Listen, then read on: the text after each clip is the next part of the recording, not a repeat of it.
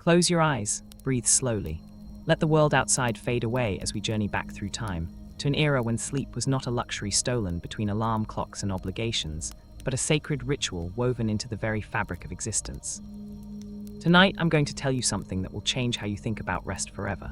The Vikings, those legendary Norse warriors who terrorized Europe and sailed to the edges of the known world, possessed a secret that modern science is only now beginning to understand. They slept better than any civilization in human history. Not just better than us, with our smartphones glowing in the darkness and our caffeine-addicted minds racing at midnight. Better than everyone who came before and everyone who came after. This isn't some feel-good myth or romanticized tale. This is the real deal, backed by archaeological evidence, historical records, and cutting-edge sleep research that's honestly kind of mind-blowing. So settle in, get comfortable, and prepare to discover why 1,000 years ago, in the frozen lands of Scandinavia, people experienced sleep in a way we've completely lost. The wind howls across the fjord as darkness settles over the longhouse. Inside, the world transforms into something ancient and primal. This is where our story truly begins. The year is 987 AD. In a settlement along the Norwegian coast, a man named Bjorn returns home as the sun dips below the horizon at 4 in the afternoon. The winter darkness has arrived, and with it comes a transformation that people living in our modern world can barely imagine. Bjorn doesn't check his phone, obviously, because it won't be invented for another 1,000 years. He doesn't turn on electric lights to push back the darkness. He doesn't pop a melatonin pill or scroll through social media until his eyes burn. Instead, Bjorn does something revolutionary, something we've forgotten how to do. He surrenders to the darkness. The longhouse where Bjorn lives with his extended family is already dim. Smoke from the central fire pit rises through a hole in the roof, and the only light comes from the flames dancing across split logs. The smell of burning pine and birch fills the air, mixed with the scent of drying fish hanging from the rafters and the earthy aroma of wool and leather. His wife Astrid tends to a pot of stew, the steam rising like spirits in the firelight. Their children, already drowsy, sit near the warmth, their faces glowing amber in the flickering light. Here's what's wild about this scene.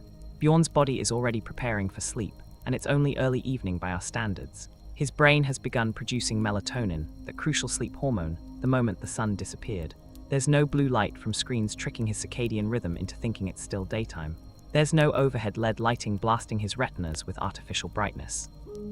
The only light is firelight, which science has shown has a completely different effect on the human body.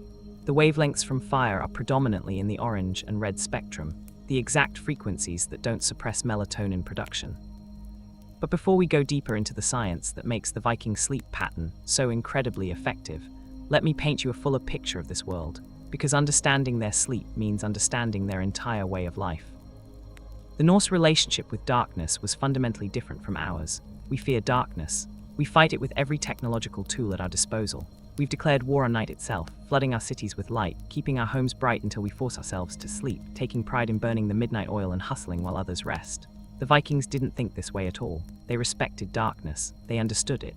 They worked with it instead of against it. In the summer months, when the midnight sun barely dipped below the horizon in the far north, the Norse people adapted their sleep patterns accordingly. They took what we now call biphasic or polyphasic sleep, catching rest when they could, napping during the day when needed. But in winter, oh man, winter was when the magic really happened. Winter was when they aligned themselves so perfectly with natural rhythms that their bodies achieved something we've lost. Astrid finishes serving the evening meal. It's simple but hearty barley porridge with dried fish, some preserved berries from the autumn harvest, and fresh bread baked in the coals.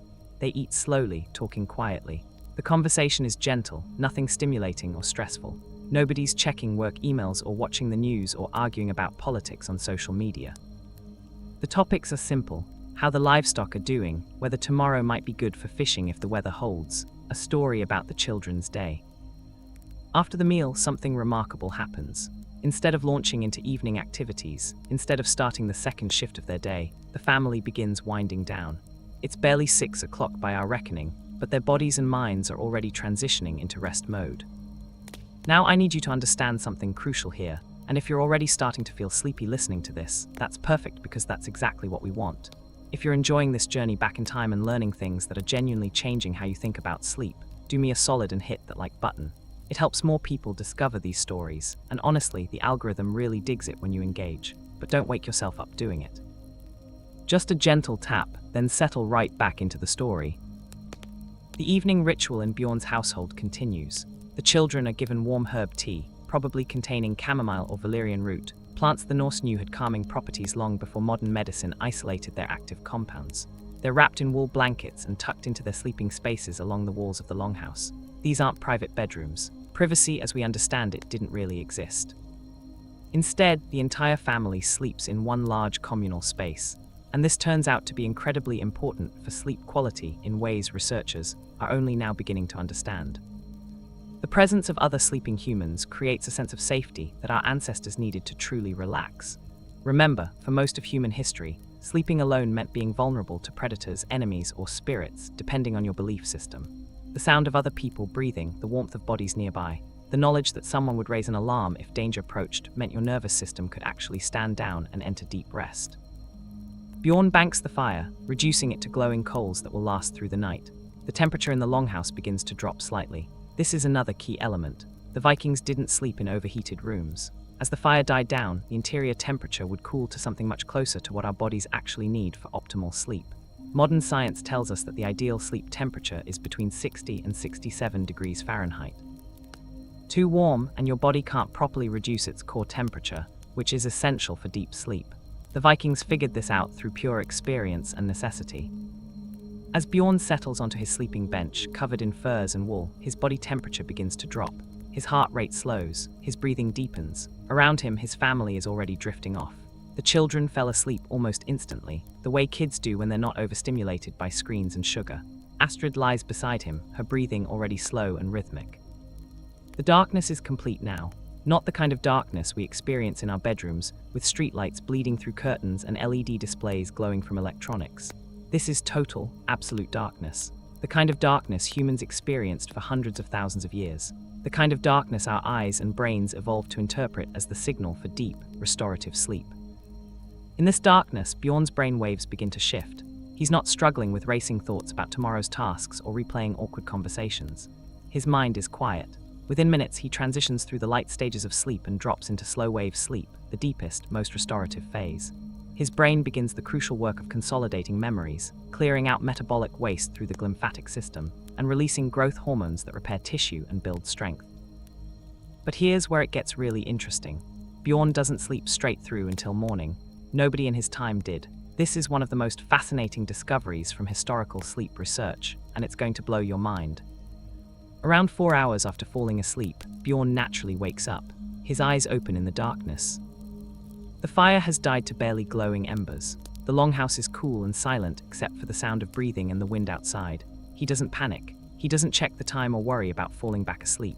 He doesn't reach for his phone, obviously, but he also doesn't reach for the Viking equivalent, whatever that might be. Instead, he simply lies there in the darkness, in a state that historians call the watching. This period between first sleep and second sleep was a normal, expected part of the night in pre-industrial societies. Historical records from all over Europe mention it. Medieval prayer books include special prayers meant to be recited during the night waking. People would lie quietly, pray, meditate, make love, or sometimes get up briefly to tend to needs before returning to sleep. This wasn't insomnia. It was a natural sleep pattern that our bodies still want to follow if we let them. Bjorn lies in the darkness for perhaps an hour. His mind is calm and contemplative. He thinks about the summer, about plans for raiding or trading, about his children and their futures. These aren't anxious thoughts. They're quiet reflections, the kind of gentle mental processing that we rarely give ourselves time for anymore. His body remains deeply relaxed even though he's awake. Eventually, Bjorn feels sleep returning. He shifts slightly, pulls the furs closer, and drifts back into slumber. This second sleep is different from the first. Now he dreams more vividly as he spends more time in REM sleep. His eyes move rapidly beneath closed lids as his brain weaves together the day's experiences with memories and imagination. The Norse believed dreams were important messages from the gods or glimpses of other realms. Modern neuroscience tells us dreams are crucial for emotional processing and creative problem-solving. Both perspectives honor the significance of this sleep stage. As dawn approaches, still hours away in the winter darkness, Bjorn cycles through several more sleep phases. His body has now been resting for something like 12 to 14 hours, though not continuously asleep for all of it. This extended period of rest and darkness allows for sleep cycles we rarely complete anymore. Most of us are lucky to get 7 hours, and we wonder why we feel like garbage. When Bjorn finally wakes for good, it's natural and gentle. There's no alarm clock jarring him from deep sleep. His body has completed its sleep cycles and emerges into wakefulness on its own schedule. The sky outside shows the first hint of grey in the east, though sunrise is still distant in the Norse winter. He feels genuinely rested in a way we rarely experience. His mind is clear. His body feels strong and recovered. He's ready for whatever the day brings, whether that's the hard physical labor of farming and fishing, or the intense focus and courage needed for battle. Now let me tell you why this matters so much, and why modern scientists are looking back at Viking sleep patterns with something like awe. Our current approach to sleep is, let's be honest, an absolute dumpster fire. We treat sleep like it's an inconvenience, something to be minimized so we can be more productive. We brag about pulling all-nighters. We gulp coffee and energy drinks to override our body's desperate pleas for rest. We stare at glowing screens until the moment we pass out. We sleep in rooms that are too bright, too warm, too filled with electronic noise. We set alarms that rip us from deep sleep at arbitrary times that have nothing to do with our natural rhythms. The result, we're a civilization of exhausted zombies. Sleep deprivation is linked to everything from obesity and diabetes to depression and Alzheimer's disease. We are literally killing ourselves by refusing to sleep the way our bodies were designed to sleep. The Vikings didn't have these problems. Yeah, they had plenty of other issues like, dying young from infections or getting killed in battle, but when it came to sleep, they had it figured out better than we do with all our fancy sleep tracking devices and mattresses that cost more than a used car. Speaking of which, let me tell you about those sleeping arrangements, because they're fascinating and not at all what you might imagine. The benches where Vikings slept ran along the walls of the longhouse, built-in platforms raised above the cold floor. These benches were typically about 2 feet deep and served double duty as seating during the day. At night, people would spread furs, wool blankets, and sometimes leather sleeping bags on these benches. The most prestigious sleeping spots were closest to the high seat, where the head of the household sat. Status and hierarchy determined who slept where. But here's what's wild. These sleeping benches weren't flat like our modern beds. They were often slightly inclined, with the head end raised a bit higher than the feet. This position actually improves breathing and reduces acid reflux, though the Vikings obviously didn't know that. They just knew it felt right. They also didn't sleep lying completely flat. They used pillows and often propped themselves up somewhat, another position that modern sleep science has found can be beneficial for many people. The bedding materials themselves were important. Wool is an incredible fiber for sleep. It regulates temperature, wicking away moisture when you're warm but providing insulation when you're cold. It doesn't harbor dust mites the way modern synthetic materials do. Fur, especially from animals like bear or reindeer, provided additional warmth and comfort. These weren't the sanitized, synthetic materials we use now. They smelled like animals and smoke and the outdoors, which might sound unpleasant to us, but those natural scents were probably deeply comforting to people of that era. The Vikings also used something called a bolster, a long pillow that ran the length of the sleeping bench. You could rest your head on it or hug it while sleeping on your side. Modern sleep experts now recommend body pillows for side sleepers to keep the spine aligned. The Vikings figured this out 1,000 years ago through simple trial and error. Children often slept piled together for warmth, a practice that's actually showing up again in co-sleeping research. The presence of a parent's breathing and heartbeat helps regulate an infant's own breathing and heart rate. The Vikings kept their Barbies close, often in the same bed or within arm's reach. Sudden infant death syndrome was probably less common, though obviously they didn't have the medical knowledge to understand why. If you're finding this fascinating and you want to hear more stories about how people in history lived, slept, and experienced the world in ways we've completely forgotten, make sure you're subscribed to this channel. We dive deep into these historical mysteries and uncover truths that are honestly kind of life-changing. Just tap that subscribe button gently, don't wake yourself up, and settle back in. We've got so much more to explore. The seasonal nature of Viking life had a profound impact on their sleep patterns in ways we can barely comprehend now. In the depths of winter, particularly in the northern reaches of Scandinavia, the sun might barely rise above the horizon for a few hours each day, or not at all in the extreme north. This meant people were living in near-constant darkness for months. Instead of fighting this with artificial light, they embraced it. Winter became a time of rest and restoration. Sure, there were still essential tasks like caring for livestock, maintaining the homestead, and keeping warm.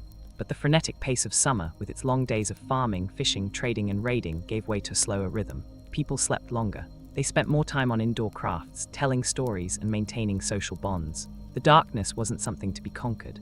It was a natural part of the cycle that allowed the body and mind to recover.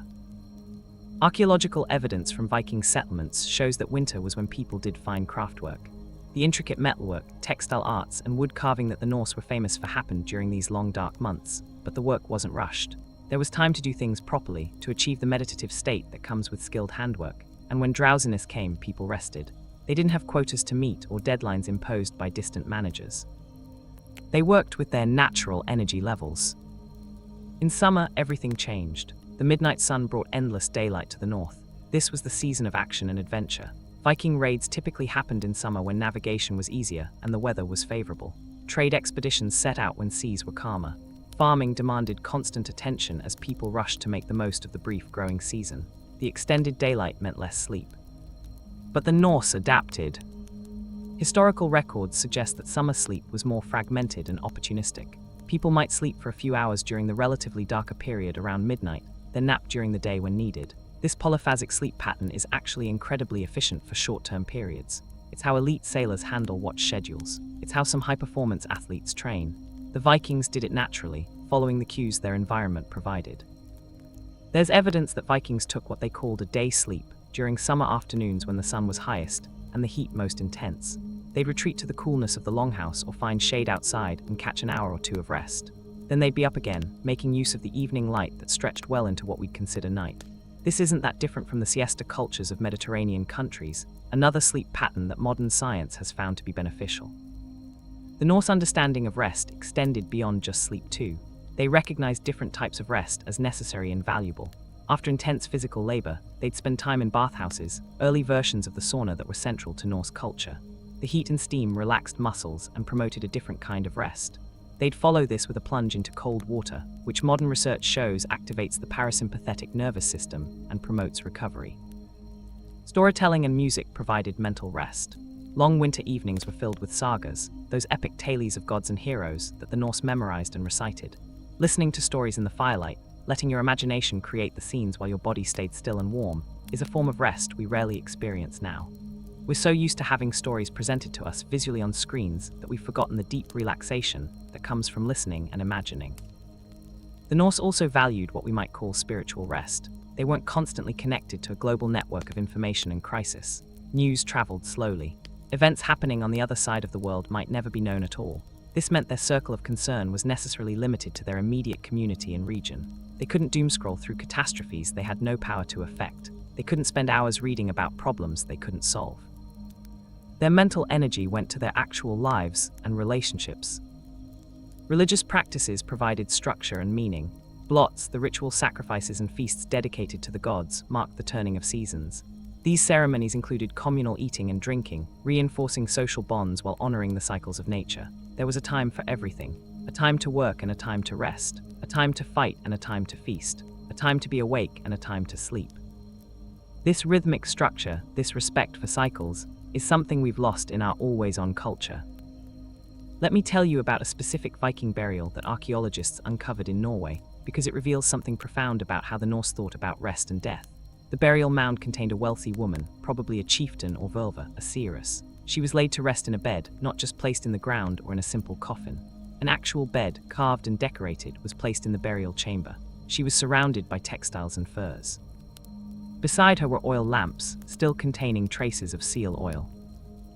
Think about what this tells us. To the Norse, death was the final sleep, and they wanted to ensure that rest was comfortable and honored. They didn't view sleep as an unfortunate necessity or a waste of time. Sleep was so important, so valued, that they equipped their dead for an eternal version of it. The message is clear: rest is sacred. Rest is worthy of the finest craftsmanship and the most valuable materials. Rest is not something to be grudgingly allowed, but something to be honored and protected. This attitude towards sleep and rest was woven throughout Norse mythology too. Odin, the All-Father, the god of wisdom and war, was also associated with rest and sleep. He had a throne called Eichlidskjalf from which he could see all the worlds, but he also wandered the world in disguise, often as a weary traveler seeking shelter for the night. The sacred value of hospitality in Norse culture included providing a warm, safe place to sleep. To deny someone rest was a serious violation of social obligation. The Valkyries, those fierce warrior women who chose who would die in battle, were said to carry the fallen to Valhalla, where they would feast and fight during the day but rest at night. Even the afterlife of eternal warriors included sleep. The Norse didn't imagine heaven as a place of constant activity. They imagined it as a place where intense action was balanced with rest and celebration. The goddess Frigg, wife of Odin, was associated with domestic life and foreknowledge. She knew the fates of all beings but kept this knowledge to herself. She's often depicted with a spinning wheel or weaving, those meditative activities done during quiet evening hours. She represents the wisdom that comes from quiet contemplation, from the space between waking and sleeping where insight arises. Now, let's talk about what happened during those long wakeful periods in the night, because this might be the most important part of the whole Viking sleep story. Remember Bjorn lying awake between his first and second sleep? That wasn't dead time. That wasn't insomnia to be cured with pills. That was a natural state that human brains evolved to experience, and it served crucial functions. In the darkness and quiet, Bjorn's brain was in a state similar to meditation. Brain wave patterns during this wakeful rest period show increased theta waves, the same waves associated with deep meditation, creativity, and memory consolidation. Ideas would arise spontaneously. Solutions to problems would bubble up from the subconscious. Emotional processing that didn't complete during the day would finish itself. This is the time when people would pray or talk quietly with their sleeping partners. Conversations held in the darkness of night have a different quality than those in daylight. They're more honest, more intimate. The darkness provides a kind of privacy and safety that daylight doesn't. Important decisions were made during these quiet hours. Relationship bonds were strengthened. Some people would get up briefly during this wakeful period. They might check on the fire, ensuring it wouldn't die completely and leave the household cold by morning. They might step outside to relieve themselves, and in doing so, they'd see the night sky in all its glory. Without light pollution, the stars were absolutely stunning. The Milky Way wasn't a faint smudge, but a river of light across the sky. The aurora borealis, the northern lights, danced green and violet, phenomena the Norse attributed to various magical causes. Seeing these natural wonders during the night waking helped maintain the human connection to the cosmos. People felt themselves as part of something vast and mysterious. This sense of connection to nature and the universe is something we've largely lost, and losing it has costs for our psychological well-being that we're only beginning to understand. The night waking period also had practical value. In an era before modern sanitation and medicine, many health problems happened at night. Children might cry out from nightmares or illness. Elderly family members might need assistance. Being naturally wakeful for a period in the middle of the night meant someone was available to respond to these needs without being jarred from deep sleep. From a survival standpoint, having staggered sleep within a household or settlement meant there was almost always someone who was at least partially alert. If danger approached, whether raiders, wild animals, or fire, someone would likely notice before the entire household was caught completely unaware. This built-in watch system didn't require formal guard duty. It arose naturally from the biphasic sleep pattern humans evolved to follow. Modern research into this natural sleep pattern is fascinating. When people are removed from artificial light and allowed to sleep according to their body's natural rhythms, the biphasic pattern typically emerges within a few weeks. The body wants to sleep in two distinct phases with a wakeful period in between. We've overridden this natural pattern with technology and social expectations, but it's still there, encoded in our biology. Some researchers believe that our modern epidemic of middle-of-the-night insomnia isn't actually insomnia at all. It's the natural wakeful period asserting itself. People wake up at 2 or 3 a.m. and panic because they think they should be sleeping straight through. They stare at the clock. Anxiety rising as they calculate how little sleep they'll get. They reach for sleeping pills or spend hours tossing and turning, fighting against their own biology. What if instead we did what the Vikings did? What if we simply accepted the waking, rested quietly in the darkness, allowed our minds to wander peacefully, and trusted that sleep would return? The anxiety would disappear. The fight would end. We'd stop flooding our bodies with stress hormones at 3 a.m. and instead allow the natural process to unfold. I can hear some of you thinking, okay, this all sounds great for Vikings living in longhouses without electricity, but how does this apply to my life in a modern city with a 9-to-5 job? Fair question. And honestly, we can't fully replicate the Viking sleep experience without completely unplugging from modern life. But we can learn from their example and make changes that move us closer to more natural, restorative rest. Before we get into those practical applications, though, we need to go deeper into understanding just how profoundly different the Viking sensory environment was and how that affected their sleep. Because it's not just about darkness and firelight. It's about an entire sensory world that supported rest in ways ours actively undermines it. If you're still with me on this journey, if you're learning things that are changing how you think about your own rest, do me a favor. Drop a comment below telling me what surprised you most so far. The algorithm loves comments, and it helps this video reach more people who need to hear this message. Plus, I genuinely love reading your thoughts and experiences. But again, don't wake yourself up. Just make a mental note to comment later and let yourself keep drifting through this story.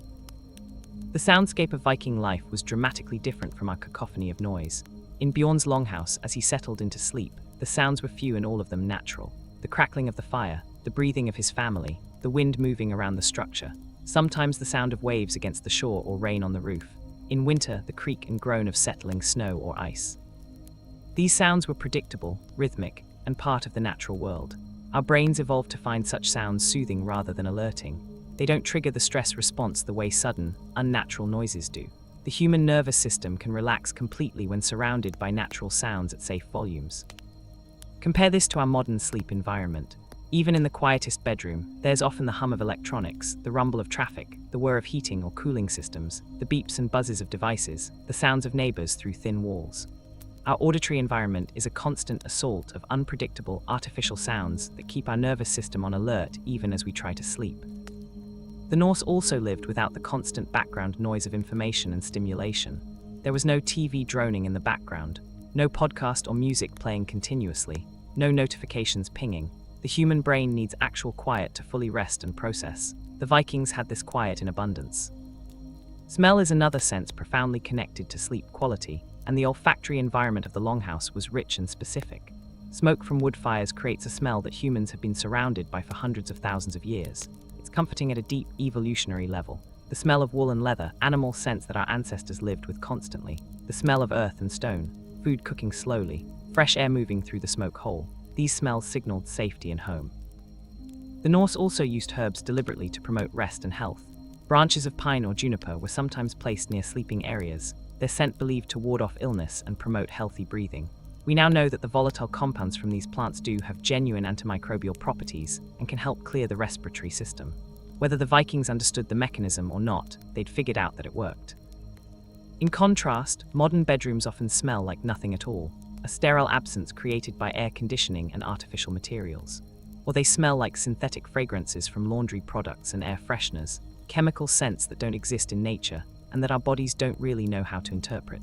We've removed ourselves so far from natural scent environments that we don't even realize what we're missing. Touch and temperature are crucial for sleep, and here again the Viking environment had advantages we've lost. The textures surrounding sleep were all natural: wool, linen, leather, fur, wood, stone. These materials have tactile qualities that modern synthetics don't replicate. They breathe, they regulate moisture, they have weight and substance. Wool in particular is a miracle fiber for sleep. It can absorb up to 30% of its weight in moisture without feeling damp. When you sweat during sleep, which everyone does, wool wicks that moisture away from your skin while maintaining its insulating properties. Synthetic materials trap moisture, creating a clammy, uncomfortable microclimate that disrupts sleep. Even cotton, which we think of as a natural and comfortable fiber, doesn't perform as well as wool for sleeping. The weight of furs and heavy wool blankets provides what we now call deep pressure stimulation. This gentle, even pressure across the body calms the nervous system, reducing cortisol and increasing serotonin and dopamine. It's the same principle behind weighted blankets, which have become popular in recent years. The Vikings didn't need to invent weighted blankets. They already had them in the form of their natural bedding. Temperature regulation was built into the Viking sleeping system. As the fire died down, the temperature cooled naturally. Bodies huddled together for warmth, but not overly so. Fresh, cold air from outside mixed with the warmer air in the longhouse, creating circulation. Modern research shows that the ideal sleep environment has cool air but warm bedding, exactly what the Vikings had. We've screwed this up completely. We sleep in sealed rooms with forced air heating or cooling, creating stagnant environments that are either too hot or too cold. We use synthetic bedding that doesn't breathe. We sleep alone in isolated rooms, missing the temperature regulation benefits of sleeping near others. The visual environment of Viking sleep was pure darkness, and this might be the single most important factor in their superior rest. Darkness isn't just the absence of light, it's a signal that tells every cell in your body that it's time for deep rest and repair. Melatonin production, the hormone that regulates sleep, is directly suppressed by light, especially blue light from screens. In total darkness, melatonin floods the system, creating the conditions for deep, restorative sleep. The Vikings had this perfect darkness every single night. After the fire died to coals, there was no light at all. No streetlights bleeding through windows, no alarm clock display, no phone lighting up with notifications, no standby lights on electronics, nothing, just complete, absolute blackness. This darkness lasted for the entire sleep period, 12 to 14 hours in winter. Modern humans rarely experience even 8 hours of true darkness. We're exposed to light right up until we sleep and often throughout the night. Our melatonin production is constantly suppressed, our circadian rhythms confused, our sleep fragmented and shallow. The tragedy is that this is one of the easiest things to fix. We have the ability to create true darkness in our bedrooms. It costs almost nothing. Blackout curtains, covering LED displays, putting phones in another room. These simple actions could dramatically improve our sleep quality, yet most of us don't do them. We've become so accustomed to sleeping in semi-light that true darkness feels strange and even scary. The psychological and spiritual aspects of Viking sleep deserve attention too, because sleep wasn't just a biological function. It was woven into their understanding of reality and consciousness. The Norse believed that dreams were significant. They thought dreams could show the future, carry messages from gods or ancestors, or reveal hidden truths. A person who dreamed vividly and could interpret dreams was valued. This meant people paid attention to their dreams, remembered them, and gave them weight. Modern neuroscience has confirmed that dreams are indeed important, though for different reasons than the Norse believed. Dreams consolidate memories, process emotions, and allow the brain to work through problems in creative ways. REM sleep, the stage where most vivid dreaming occurs, is essential for learning and psychological health. By valuing dreams, the Norse were valuing a crucial component of healthy sleep. The concept of hamingja in Norse belief is fascinating in relation to sleep. Hamingja was a kind of spiritual power or luck that a person possessed. It could grow stronger or weaker based on the person's actions and fate. Rest was seen as essential for maintaining strong hamingja. A person who was exhausted, whose hamingja was depleted, was vulnerable to misfortune and illness. Rest restored not just the body, but also this spiritual vitality. This is remarkably similar to what modern science tells us about sleep and immune function. When we're sleep deprived, our immune system is suppressed. We become vulnerable to illness. Our cognitive function declines. Our emotional regulation suffers. In a very real sense, our luck gets worse because we're more likely to make mistakes, miss opportunities, and fall victim to misfortune. The Norse understood this intuitively and expressed it in spiritual terms. The concept of Ernd, the breath or life force, was also connected to rest. During sleep, the Ernd was thought to wander, possibly experiencing other realms. This wandering was necessary and natural. It was how the spirit replenished itself. Waking someone suddenly from deep sleep was considered dangerous because the Ernd might not have returned fully to the body. Again, there's a kernel of truth here that modern understanding confirms. Being jolted awake from deep sleep is genuinely harmful. It spikes cortisol, creates disorientation, and can affect cognitive function for hours afterward. The gradual, natural awakening that the Vikings experienced allowed consciousness to return smoothly through the sleep stages, maintaining physiological balance. The Norse also practiced something we might call sleep magic or dream work. Seither, a form of Norse magic particularly associated with Völvas or seeresses, involved entering trance states that were similar to sleep. The practitioner would sit on a high platform while the community sang special songs. She would enter an altered state of consciousness and receive visions or information from the spirit world. Whether you believe in the spiritual reality of such practices or interpret them as accessing deep subconscious knowledge, what's clear is that the Norse valued and cultivated altered states of consciousness. They understood that the waking, rational mind wasn't the only or even the best way to access truth and wisdom. The liminal states between waking and sleeping, the trance states, the dreams, these were all seen as potentially valuable and worthy of deliberate practice. We've lost almost all of this. We value only the fully awake, rational, productive mind. Anything else is seen as wasted time or self-indulgence. We've divorced ourselves from the wisdom that can only be accessed in quieter states of consciousness. And in doing so, we've impoverished not just our sleep, but our entire inner lives. Let me take you through a full day in the life of a Viking household to show you how everything in their lifestyle supported their incredible sleep. Because sleep doesn't exist in isolation. It's the culmination of everything that came before it during the waking hours. The day begins when Bjorn wakes naturally as dawn approaches. There's no jarring alarm. His body has completed its sleep cycles and surfaces into consciousness gently. The first thing he experiences isn't the anxiety of checking messages or the harsh glare of a screen. It's the dim grey light filtering through the longhouse and the sounds of his family beginning to stir. Astrid is already up, rekindling the fire from the coals that have survived the night. The smell of smoke and the sound of crackling wood are the first sensory inputs of the day. These are comforting, familiar sensations that ease the transition from sleep to waking. There's no jarring disconnect, no violent sensory shift. The nervous system is allowed to wake up gradually. Breakfast is simple and eaten slowly. Porridge, maybe some dried fish or cheese, yesterday's bread. They're not rushing to get out the door for a commute. They're not wolfing down food while checking their phones. They're eating together, talking quietly, allowing their bodies to fully wake up and their digestive systems to come online properly. After eating, the day's work begins, but here's what's crucial. The work is physical and varied. Bjorn might spend the morning doing hard physical labor, repairing a boat or working on the longhouse structure. But he's not doing the same repetitive motion for 8 hours straight. He's using his whole body, moving in different ways, switching between tasks as needed. Physical work in the fresh air and natural light is one of the most powerful tools for good sleep. It builds genuine fatigue, not the weird exhausted but wired feeling we get from sitting at desks all day. It exposes the eyes to bright natural light, which helps set the circadian rhythm. It uses muscles and joints in the ways they evolved to be used, creating the kind of tiredness that leads to deep, restorative sleep. The Vikings were constantly moving. Even indoor work like spinning, weaving, or crafting involved physical engagement. There was no such thing as a sedentary lifestyle. Children ran and played and did physical chores. Adults worked hard. Even the elderly who could no longer do heavy labor were still moving around, tending to lighter tasks, staying physically engaged with life. Compare this to modern life where many of us barely move at all.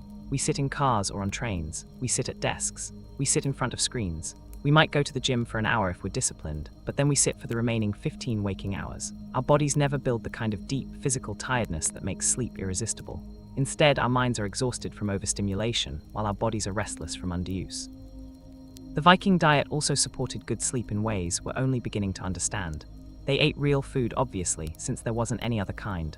Whole grains, fish, meat, dairy, vegetables, fruits, and berries when available. These foods provided the nutrients necessary for neurotransmitter production, including those involved in sleep regulation. Fish, a staple of the Norse diet, is rich in omega-3 fatty acids and vitamin D, both crucial for sleep quality. Fermented foods like skyr, a type of yogurt, and various fermented fish preparations provided probiotics that we now know affect the gut-brain axis and influence sleep. The Norse weren't trying to optimize their microbiome. They were just eating what was available and what preservation techniques allowed, but the result was a diet that supported healthy sleep. They also weren't eating constantly. There was no such thing as snacking all day or eating right before bed. Meals were eaten at set times, and between meals, people simply didn't eat. This natural intermittent fasting gave the digestive system time to rest and repair, which modern research shows improves sleep quality. The last meal of the day was several hours before sleep, allowing digestion to complete before lying down. Sugar was extremely rare, basically non-existent for most Norse people most of the time. Honey was available but precious, used sparingly for special occasions. This meant no blood sugar spikes and crashes, no sugar-fueled hyperactivity, no midnight cravings. The Norse body wasn't on a blood sugar roller coaster. It experienced stable, steady energy levels that naturally declined as evening approached. Alcohol played a role in Norse culture, but its use was different from our patterns. Yes, they drank mead and ale, sometimes heavily during feasts and celebrations, but these occasions were special, not nightly occurrences. The everyday evening wasn't centered around drinking. There wasn't the pattern of using alcohol as a daily sleep aid, which we now know fragments sleep and prevents deep, restorative rest. Caffeine didn't exist in their world at all. No coffee, no tea, no energy drinks, no caffeinated sodas. Their energy levels followed natural circadian rhythms without chemical interference. They felt awake when their bodies were meant to be awake and tired when their bodies were meant to be tired. Imagine that, actually feeling naturally tired at bedtime instead of being buzzed on caffeine and forcing yourself to wind down. The social structure of Viking life also supported good sleep in surprising ways. People lived in extended family groups with clear roles and mutual support.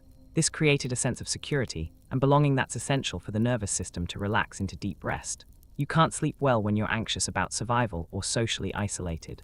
The Vikings had neither of these problems, at least not in the same ways we do. The Longhouse wasn't just a building, it was a living social organism. Everyone had their place, their role, their responsibilities and rights. Children were surrounded by adults who cared for them. The elderly were respected and cared for rather than isolated.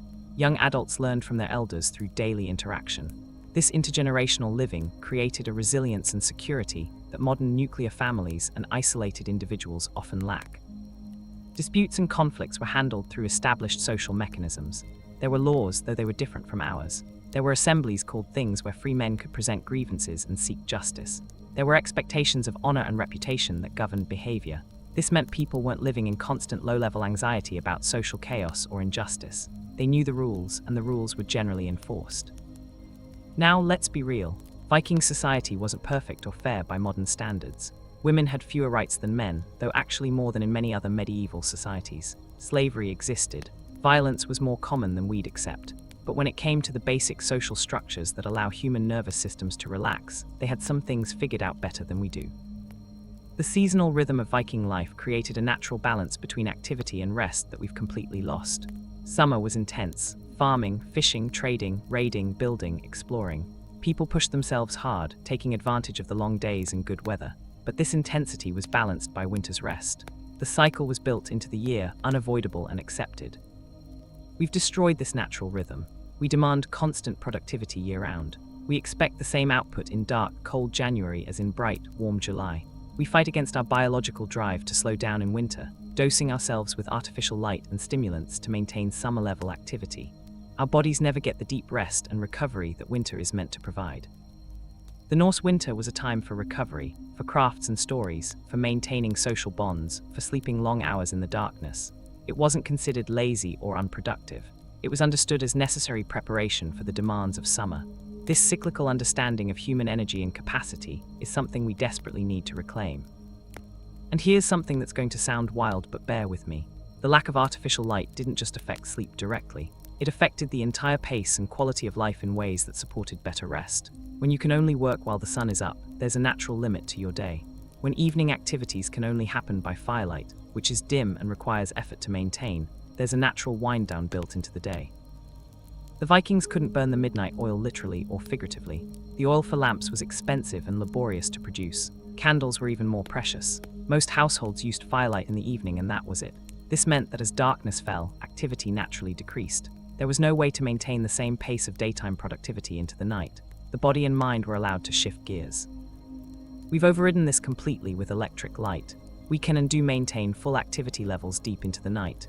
We can work, exercise, shop, socialize, consume entertainment at any hour. The natural break on activity has been removed, and we've lost the automatic transition to rest that darkness provides. Let me tell you about a specific archaeological find that really drives home how different Viking sleep was. In the Oseberg ship burial, one of the most famous Viking Age discoveries, archaeologists found not just a ship and treasures, but also everyday items that tell us about life and death. Among the grave goods was a beautifully carved bed, textiles of incredible quality, and something else: small wooden boxes that contained traces of herbs and plants. Analysis of these residues revealed a mixture of plants known for their calming and sleep-promoting properties: valerian, chamomile, hops, lavender. The Norse were creating their own sleep aids from what nature provided, and they were burying these precious mixtures with their dead. This tells us several things. They understood that certain plants promoted rest, they valued this knowledge enough to include it in burial goods, and they believed the deceased would need good sleep even in the afterlife. This is such a different relationship with sleep than we have. We treat insomnia with synthetic pharmaceuticals that often have serious side effects. We pop melatonin pills without understanding dosage or timing. We use sleep as a metaphor for death, but don't actually honor sleep as sacred or important. The Vikings did both. They recognized the metaphorical connection, and they treated sleep itself as worthy of respect and care. If you're still listening, if this story is helping you understand sleep in a new way, or maybe even helping you drift toward rest yourself, I want to ask you to do something for me. Share this video with someone who struggles with sleep. Post it in a comment section where people are talking about insomnia. Help spread this information, because honestly, more people need to understand that our modern sleep problems aren't personal failures. They're the result of living in a world that's fundamentally misaligned with human biology. The algorithm will push this to more people if you engage with it, so hit that like button, drop a comment, share it around. But do it gently. Don't wake yourself up. Just make a mental note and drift back into this story. The role of physical safety in sleep is something we take for granted, but that was very real for the Vikings. A longhouse with its extended family provided real security. The building itself was solid, designed to withstand harsh weather. The presence of multiple adults meant there were always people who could respond to danger. Weapons were kept within reach, but not out of paranoia, just as a practical reality of the time. This sense of physical safety allowed the nervous system to truly stand down during sleep. The most primitive parts of our brain, the parts that have kept humans alive for hundreds of thousands of years, need to believe we are safe before allowing deep sleep. The Vikings created environments where that safety was real, not just imagined. Modern life presents a paradox. We're statistically safer than humans have ever been, especially those of us in developed nations, yet we often don't feel safe. We're bombarded with news of disasters and crimes from around the world. We're isolated in our homes, disconnected from community. We're surrounded by abstract threats like financial insecurity, job loss, or climate change that we can't directly fight or flee from.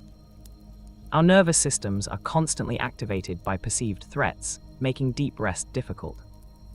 The Vikings faced real, immediate dangers. Raiders might attack. Storms could destroy homes and boats. Crop failures could mean starvation. Yet they also had something we lack, a clear understanding of their threats and concrete ways to address them. They could build stronger defenses, store more food, maintain weapons and skills. The threats were real but manageable, and when they'd done what they could rest. We face abstract, ongoing threats that we can't resolve, leading to chronic low-level anxiety that poisons sleep. The concept of community watch, of mutual protection, was built into Viking society. People didn't lock themselves in isolated houses and hope for the best.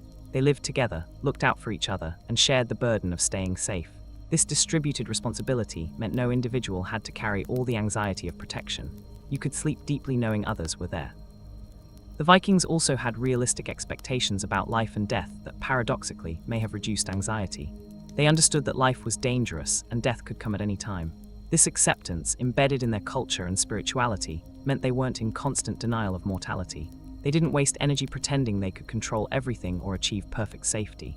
They did what they could and accepted the rest. This acceptance is actually healthier for the nervous system than constant, futile attempts to eliminate all risk. Their relationship with the natural world also contributed to better sleep in ways we rarely consider. The Vikings lived embedded in nature, not separated from it. They experienced weather directly, not filtered through climate-controlled buildings. They saw animals in their natural behaviors. They observed the cycles of seasons, the phases of the moon, the movements of stars. This constant connection to natural rhythms helped keep their own internal rhythms aligned. Modern humans spend about 90% of our time indoors. We experience nature through windows, if at all. We can go days or weeks without touching bare earth or seeing a wild animal. We've lost the direct sensory connection to the natural world that kept our ancestors' circadian rhythms synchronized. Is it any wonder our sleep suffers? There's something called the nature deficit that researchers are studying. Exposure to nature, even in small doses, reduces stress hormones, lowers blood pressure, improves mood, and yes, improves sleep. The Vikings weren't taking forest bathing walks for their health. They were living in and with nature constantly. Every day included exposure to natural light, fresh air, plants, animals, weather, and earth.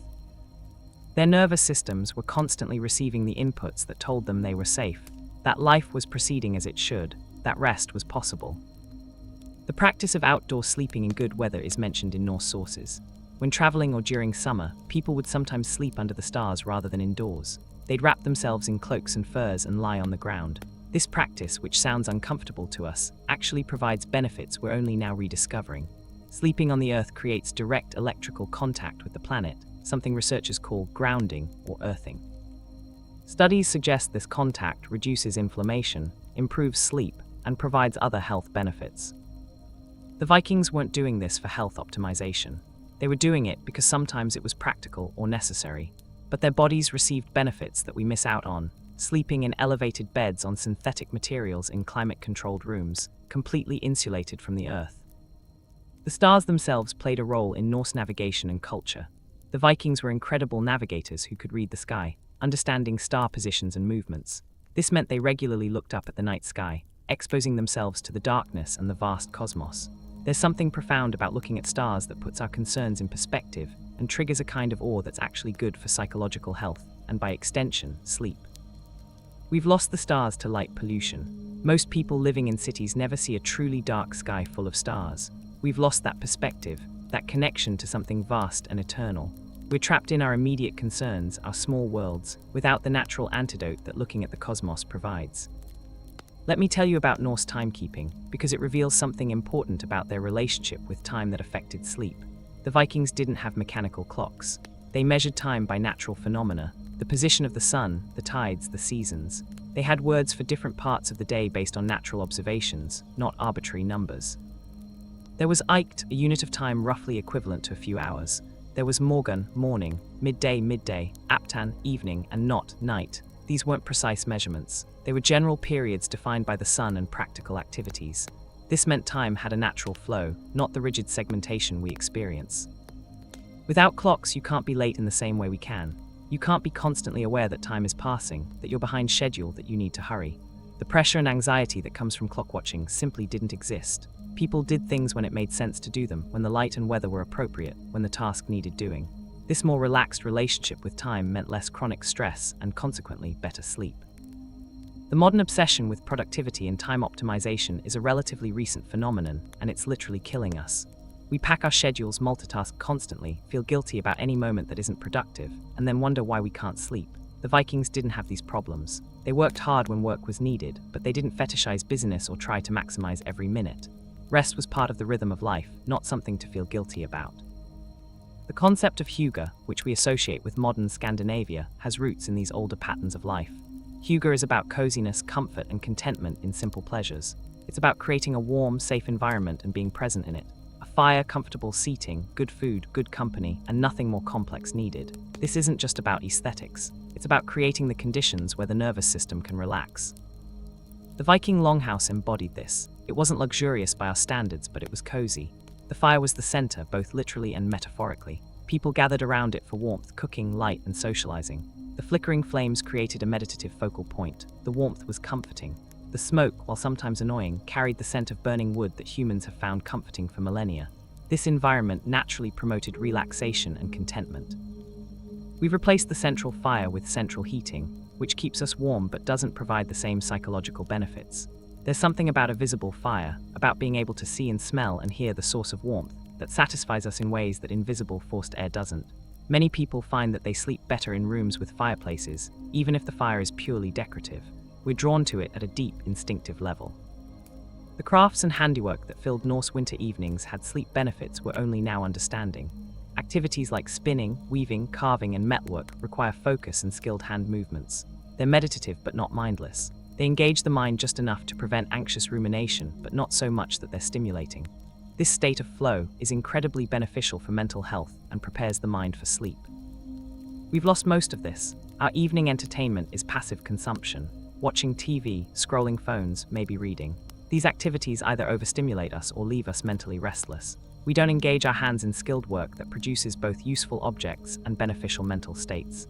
The Vikings combined utility with mental health in ways that seem almost impossibly wise in retrospect. The social aspect of evening activities mattered too. Women often worked together at textile crafts, talking quietly as they spun or wove. Men might work on tools or weapons while telling stories. This combination of skilled handwork, social connection, and oral storytelling created a rich evening culture that prepared everyone for sleep. They weren't alone with their thoughts. They weren't overstimulated by screens. They were engaged in human activities that satisfied multiple needs at once. Let me tell you something that might blow your mind. The Norse had a concept called utista, which means sitting out. This was a practice where someone would sit outside, often at night in nature, seeking wisdom or visions. They would sit in graveyards or at crossroads or on burial mounds, places considered liminal and powerful. They would remain there through the night, not sleeping but in a state of watchful meditation. This practice, which we might see as strange or spooky, was actually a form of deliberate engagement with altered states of consciousness. The person doing utista would experience cold, darkness, isolation, and probably some degree of fear or at least heightened alertness. This intense experience would eventually give way to trance-like states where insights might arise. What's fascinating is that this practice shows the Norse understood that consciousness isn't binary. You're not just awake or asleep. There are other states, other ways of experiencing reality. By deliberately engaging with these states, they developed a flexibility of consciousness that we've lost. We spend our entire lives in one narrow band of alertness, caffeinated and stimulated, then we try to crash into sleep. We don't explore or value the liminal states in between. The Norse relationship with spirits and the unseen world also affected their sleep in ways that are hard for modern materialists to understand. They believed the world was populated by various beings: gods, giants, elves, dwarves, spirits of the land, and ancestors. This wasn't superstition to them. It was simply reality, and this belief system created a sense that the world was alive, inhabited, meaningful. Whether you believe in these beings literally or see them as psychological constructs, the effect is the same. The world becomes less cold and mechanical. You're not alone in an indifferent universe. You're surrounded by agency and intention, both friendly and hostile. This means you need to maintain right relationships, live honorably, and respect the forces around you. When you do this, when you've honored your obligations and lived well, you can rest peacefully. Modern secular materialism, whatever its intellectual merits, has created a psychological landscape where the universe is cold, meaningless, and indifferent. We're conscious beings in a mechanical cosmos, here by accident, facing inevitable death and dissolution. This worldview, even if you don't consciously think about it, affects your nervous system. It's hard to relax deeply when you believe nothing matters and nothing cares about you. The Norse believed they mattered. They believed their actions had weight, that honor was real, that they were embedded in a web of relationships that extended beyond the merely human. This belief provided existential security that helped them rest. We've lost that, and we're paying the price in anxiety and insomnia. Now I want to take you deeper into the darkness of a Norse winter night, because this is where the real magic of their sleep happened. Imagine it's the winter solstice, the longest night of the year. In the far north, the sun barely crept above the horizon at midday before sinking back into darkness. The night stretches for 18, 19, 20 hours depending on how far north you are. This isn't the darkness we experience, broken by streetlights and cars and the glow from neighbors' windows. This is total darkness, the kind of darkness where you can't see your hand in front of your face, the kind of darkness that humans experienced for hundreds of thousands of years before we invented artificial light. In this darkness, in a longhouse where the fire has died to barely visible coals, something remarkable happens to human consciousness. Your eyes dilate fully, trying to gather any photons they can. Your other senses sharpen. You become more aware of sound, smell, touch. Your hearing becomes almost supernaturally acute. You can identify family members by their breathing patterns. You can sense movement by tiny changes in air pressure. This is the environment where human consciousness evolved. This is what our brains are optimized for. In this darkness, the pineal gland produces melatonin in quantities we rarely experience now. Melatonin isn't just a sleep hormone. It's also a powerful antioxidant that protects brain cells. It regulates immune function. It affects mood and cognition. When we're exposed to artificial light at night, we suppress melatonin production and miss out on all these benefits. The Vikings experienced full melatonin production every single night. Their pineal glands worked as evolution designed them to work. Their brains were bathed in protective, sleep-promoting hormones for 10 to 14 hours every night. The cumulative health benefits of this are hard to overstate. In the darkness, other changes occur too. The body produces human growth hormone during deep sleep, but production is optimal when it's truly dark. This hormone repairs tissues, builds muscle, strengthens bones, and supports immune function. It's crucial for recovery from injury and illness. The Vikings' dark winter nights meant optimal growth hormone production night after night, year after year. Their bodies recovered and rebuilt more efficiently than ours do. The profound darkness also affects brain wave patterns in ways that enhance sleep quality. Without visual input, the brain shifts into predominantly theta and delta wave patterns more easily. These slower brain waves are associated with deep sleep, meditation, and certain types of creativity and insight. In true darkness, the brain can access these states more readily and maintain them longer. There's also something psychological about darkness that's important. In complete darkness, you're forced to turn inward. You can't distract yourself with visual stimulation. You're left with your thoughts, your breath, your body. This can be uncomfortable at first, which is why many modern people fear darkness. But for the Vikings, who experienced it regularly, darkness became a friend, a space for reflection and rest. The winter solstice was particularly significant in Norse culture. It was called Yule, and it was a major festival. After the solstice, the days would begin growing longer again. Light would return. Spring, though still far off, became an eventual certainty. This transition was celebrated with feasting, drinking, sacrifice to the gods, and communal gathering. But here's what's important for our story about sleep. Yule wasn't a brief holiday. It lasted for days, sometimes weeks. It was a prolonged period of reduced work, increased rest, abundant food, and social celebration. After the feast came the recovery, long days of sleeping late, napping, digesting the heavy meals, and resting by the fire. This extended rest period allowed for deep restoration that our holiday breaks, squeezed between work obligations, never provide. The Norse calendar was full of these markers, these festivals that broke up the year and provided structure. There was Thorrablot in winter, Sigurblot in summer, Horseblot at harvest. These weren't just parties. They were communal rituals that reinforced social bonds, honored the cycles of nature, and provided regular periods of rest and celebration. The human nervous system needs these rhythms, these regular releases from routine, these celebrations that mark time passing. We've tried to replace traditional festivals with our own holidays, but they don't serve the same function. Our holidays have become almost as stressful as work, full of shopping and travel and family obligations. They don't provide real rest. They don't mark the turning of seasons in meaningful ways. They're squeezed into our work schedules rather than structuring our lives. The Norse festivals were different. They were non-negotiable breaks in routine that everyone participated in, enforced by culture and season. The storytelling tradition of long winter nights deserves special attention because it reveals so much about Norse culture and its relationship to rest. The sagas, those epic tales of heroes and gods, weren't written down during the Viking Age. They were oral traditions, memorized and recited by skilled storytellers. On long winter nights, families would gather to hear these stories told. Imagine the scene. The longhouse is warm from the fire. Everyone is comfortable, full from dinner, wrapped in furs and wool. The storyteller begins speaking, his voice rising and falling with the rhythm of the tale. The story might go on for hours, recounting the adventures of Sigurd the Dragon Slayer, or the tricks of Loki, or the wisdom of Odin. The listeners don't need to do anything but listen and imagine. Their minds are engaged but not overstimulated. The familiar stories are comforting even as they're exciting. This is an ideal pre-sleep activity. Stories engage the imagination without requiring physical activity. They provide structure and meaning without causing stress. The repetition of familiar tales is soothing. The social bonding that happens during shared storytelling releases oxytocin, the bonding hormone that also promotes relaxation and sleep. After hours of storytelling, people would drift naturally towards sleep, their minds full of images and narratives rather than worries. We've replaced this with television and screens, which provide stories but in a completely different way. Screens emit blue light that suppresses melatonin. They're visually stimulating rather than imagination engaging. They're often watched alone rather than communally. They're paced to keep you awake and watching rather than allowing natural drowsiness. And the content is often designed to provoke stress, anger, or fear to keep you engaged. Everything about modern screen-based entertainment undermines sleep. Norse practice of poetry was also significant. They valued poets highly, and the best warriors were also often skilled poets. The intricate structure of Norse poetry, with its complex alliteration and kennings, required both skill to compose and focus to appreciate. But again, this was engaging without being stressful. Listening to poetry recited well is meditative. The rhythm and sound patterns are soothing. The cleverness of well-crafted kennings is satisfying intellectually without being demanding. Music also played a role, though we know less about it.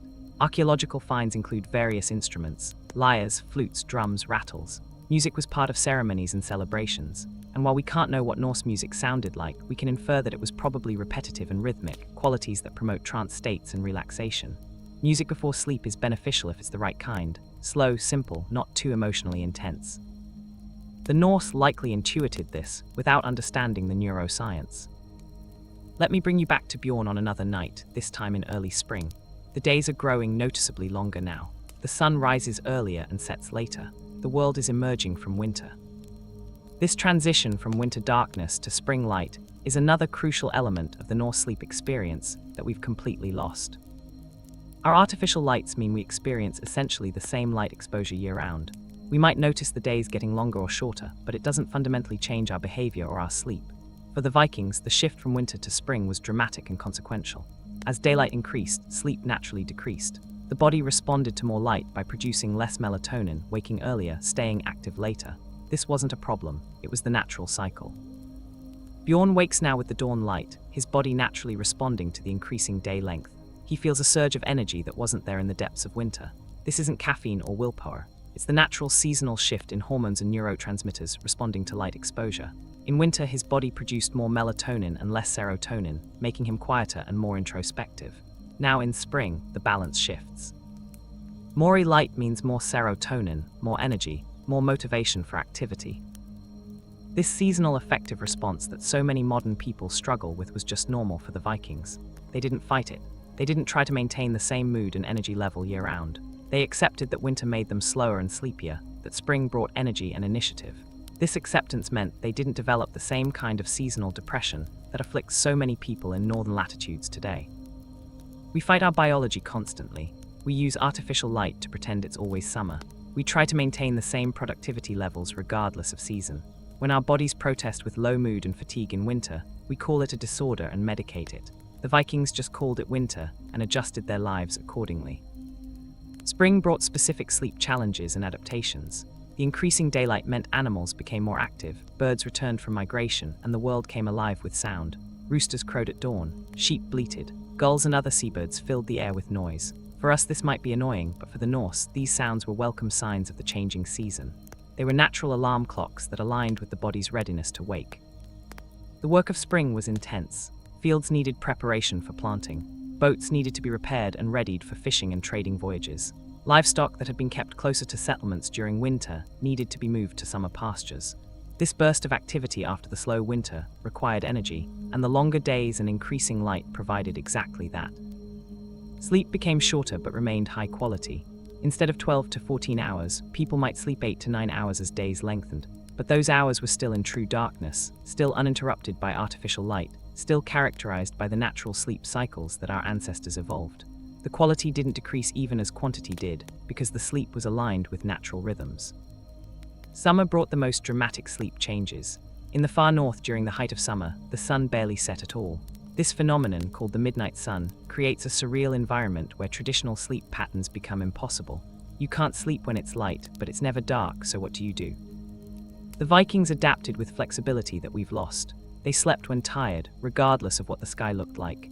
They took naps. They recognized that summer was the season for getting things done, for pushing hard while conditions were favorable, and that sleep could be sacrificed temporarily because winter would bring abundant rest. This seasonal flexibility in sleep patterns is actually more natural than our rigid year-round schedule. Norse raiders and traders often embarked on their voyages in summer, taking advantage of better weather and longer days for navigation. These journeys involved significant sleep disruption. Sleeping on a boat is challenging even in calm conditions. Maintaining watches meant staggered sleep schedules, where they could prevent rest for days at a time during storms. Yet the Norse handled this, arriving at their destinations, conducting their business whether peaceful trade or violent raid, and returning home. The ability to function on limited or disrupted sleep, while not ideal for health, was a skill the Vikings possessed. They could push through when necessary because they had a foundation of deep, restorative sleep from the winter months. Their nervous systems were resilient because they weren't chronically sleep-deprived like modern people. They could handle temporary sleep deprivation because it was temporary, not a way of life. When summer raiders returned home, often with wealth and stories, they would recover with extended rest. The community would celebrate their return with feasting, then life would settle back into the rhythm of finishing the growing season, preparing for harvest, and gradually shifting toward autumn and the return of darkness. This cyclical pattern meant intense activity was always balanced with recovery. Nobody was expected to maintain peak performance indefinitely. The harvest season in autumn brought another shift. Days were shortening noticeably now. The work was hard, gathering and preserving food for winter, but the end was in sight. As darkness returned, people welcomed it. After the bright, busy summer, the increasing darkness felt like a friend returning, bringing the promise of rest and recovery. The autumn equinox, when day and night were equal, marked a turning point.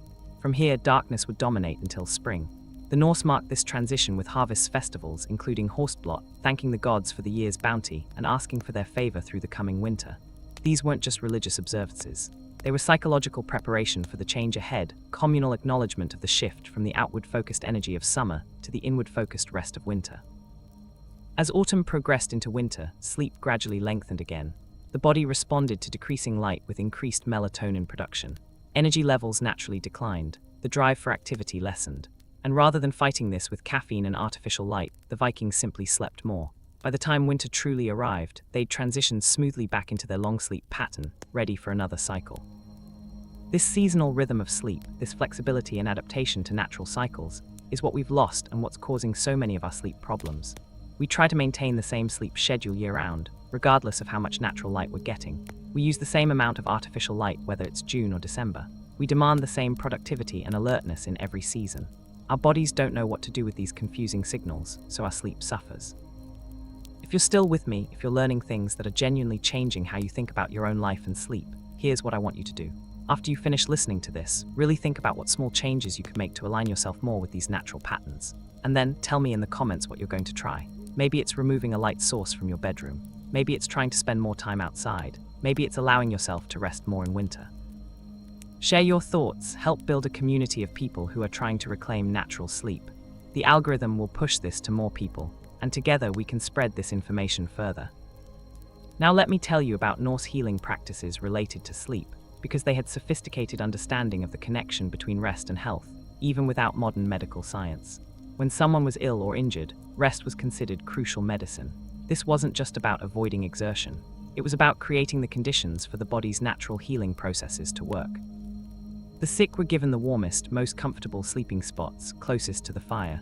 They were fed nourishing broths and healing herbs. They were kept quiet and allowed to sleep as much as their bodies demanded. The community understood that healing required rest, and they provided it without the guilt and pressure we often feel to get back to productivity as quickly as possible.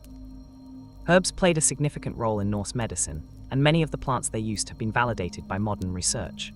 Meadowsweet, which they use for pain and inflammation, contains compounds similar to aspirin. Yarrow, used for wounds and infections, has genuine antimicrobial properties. St. John's wort, used for mood and mental disturbances, is now known to be effective for mild to moderate depression. And crucially, many Norse medicinal plants also promoted rest and sleep. Valerian root was particularly valued. It grows wild throughout Scandinavia and has been used for centuries to promote sleep and reduce anxiety. Modern research confirms that valerian affects GABA receptors in the brain, promoting relaxation and sleep without the hangover effect of synthetic sleeping pills. The Vikings didn't know about neurotransmitters, but they knew valerian helped people rest, and they used it deliberately. Hops, which we associate primarily with beer, were also used medicinally. The sedative properties of hops are well documented now. A pillow stuffed with hops was a traditional sleep aid. The scent alone has calming effects. Beer in moderation could also promote relaxation and sleep, though the Norse ale was different from modern beer, lower in alcohol and often flavored with herbs rather than hops exclusively. Chamomile, passion flower, lemon balm, and lavender all grew in Norse territories and were recognized for their calming effects. These weren't used haphazardly. There was genuine knowledge about which plants helped with which conditions, passed down through generations, and particularly preserved by the women who typically handled household medicine. The Völva, the Norse seeress or wise woman, often had extensive knowledge of herbs and healing. She was consulted not just for prophecy, but for medicine, including remedies for sleep troubles. A Völva might prepare special teas or create protective charms meant to ward off nightmares or promote restful sleep. Whether the magic was real or whether these were simply effective applications of herbal medicine and psychology, the result was that people received care for sleep problems. Nightmares were taken seriously in Norse culture. They weren't dismissed as just bad dreams. They were seen as potentially significant. Either warnings from the gods or attacks by malevolent spirits. A person suffering from persistent nightmares might consult a Völva or make offerings to the gods. This attention to dream quality meant people's subjective sleep experience was valued and addressed. Modern sleep medicine is only now beginning to take dream quality seriously again. For decades, doctors focused purely on objective measures: sleep duration, sleep stages, breathing patterns. But people's experience of their sleep, including dreams and nightmares, significantly affects their mental health and quality of life. The Norse understood this intuitively. The practice of Seidr, that form of Norse magic I mentioned earlier, involved deliberately entering trance states to gain knowledge or affect outcomes. This meant the Norse had techniques for altering consciousness, for navigating the boundary between waking and sleeping. These techniques probably included rhythmic chanting, drumming, movement, and possibly entheogenic plants, though the evidence for drug use is limited and controversial. What's certain is that the Norse culture valued and cultivated flexibility of consciousness. They practiced entering non-ordinary states deliberately and with skill. This meant they weren't locked into our modern binary of either wide awake or fully asleep. They explored the spectrum of consciousness and found value throughout it. This flexibility probably contributed to better sleep by reducing the anxiety and rigidity that characterizes our approach to rest. Let me take you now to a different setting, a Viking raid in progress, because even in the stress and chaos of warfare, the Norse relationship with sleep reveals itself. A group of warriors has sailed to the coast of England. They've struck a monastery, secured plunder, and are returning to their ship. The raid was successful but exhausting. Men have been injured. Everyone is keyed up on adrenaline and combat stress. As they row away from shore, heading for safer waters where they can rest, the ship's captain makes decisions about sleep and watch rotation that show sophisticated understanding of human needs. He doesn't demand that everyone stay awake until they reach home. He knows exhausted men make mistakes. He sets up a watch rotation that allows most of the crew to rest immediately. The men who aren't on watch wrap themselves in cloaks, find whatever comfortable position they can in the crowded ship, and sleep. Not perfectly, not ideally, but they sleep.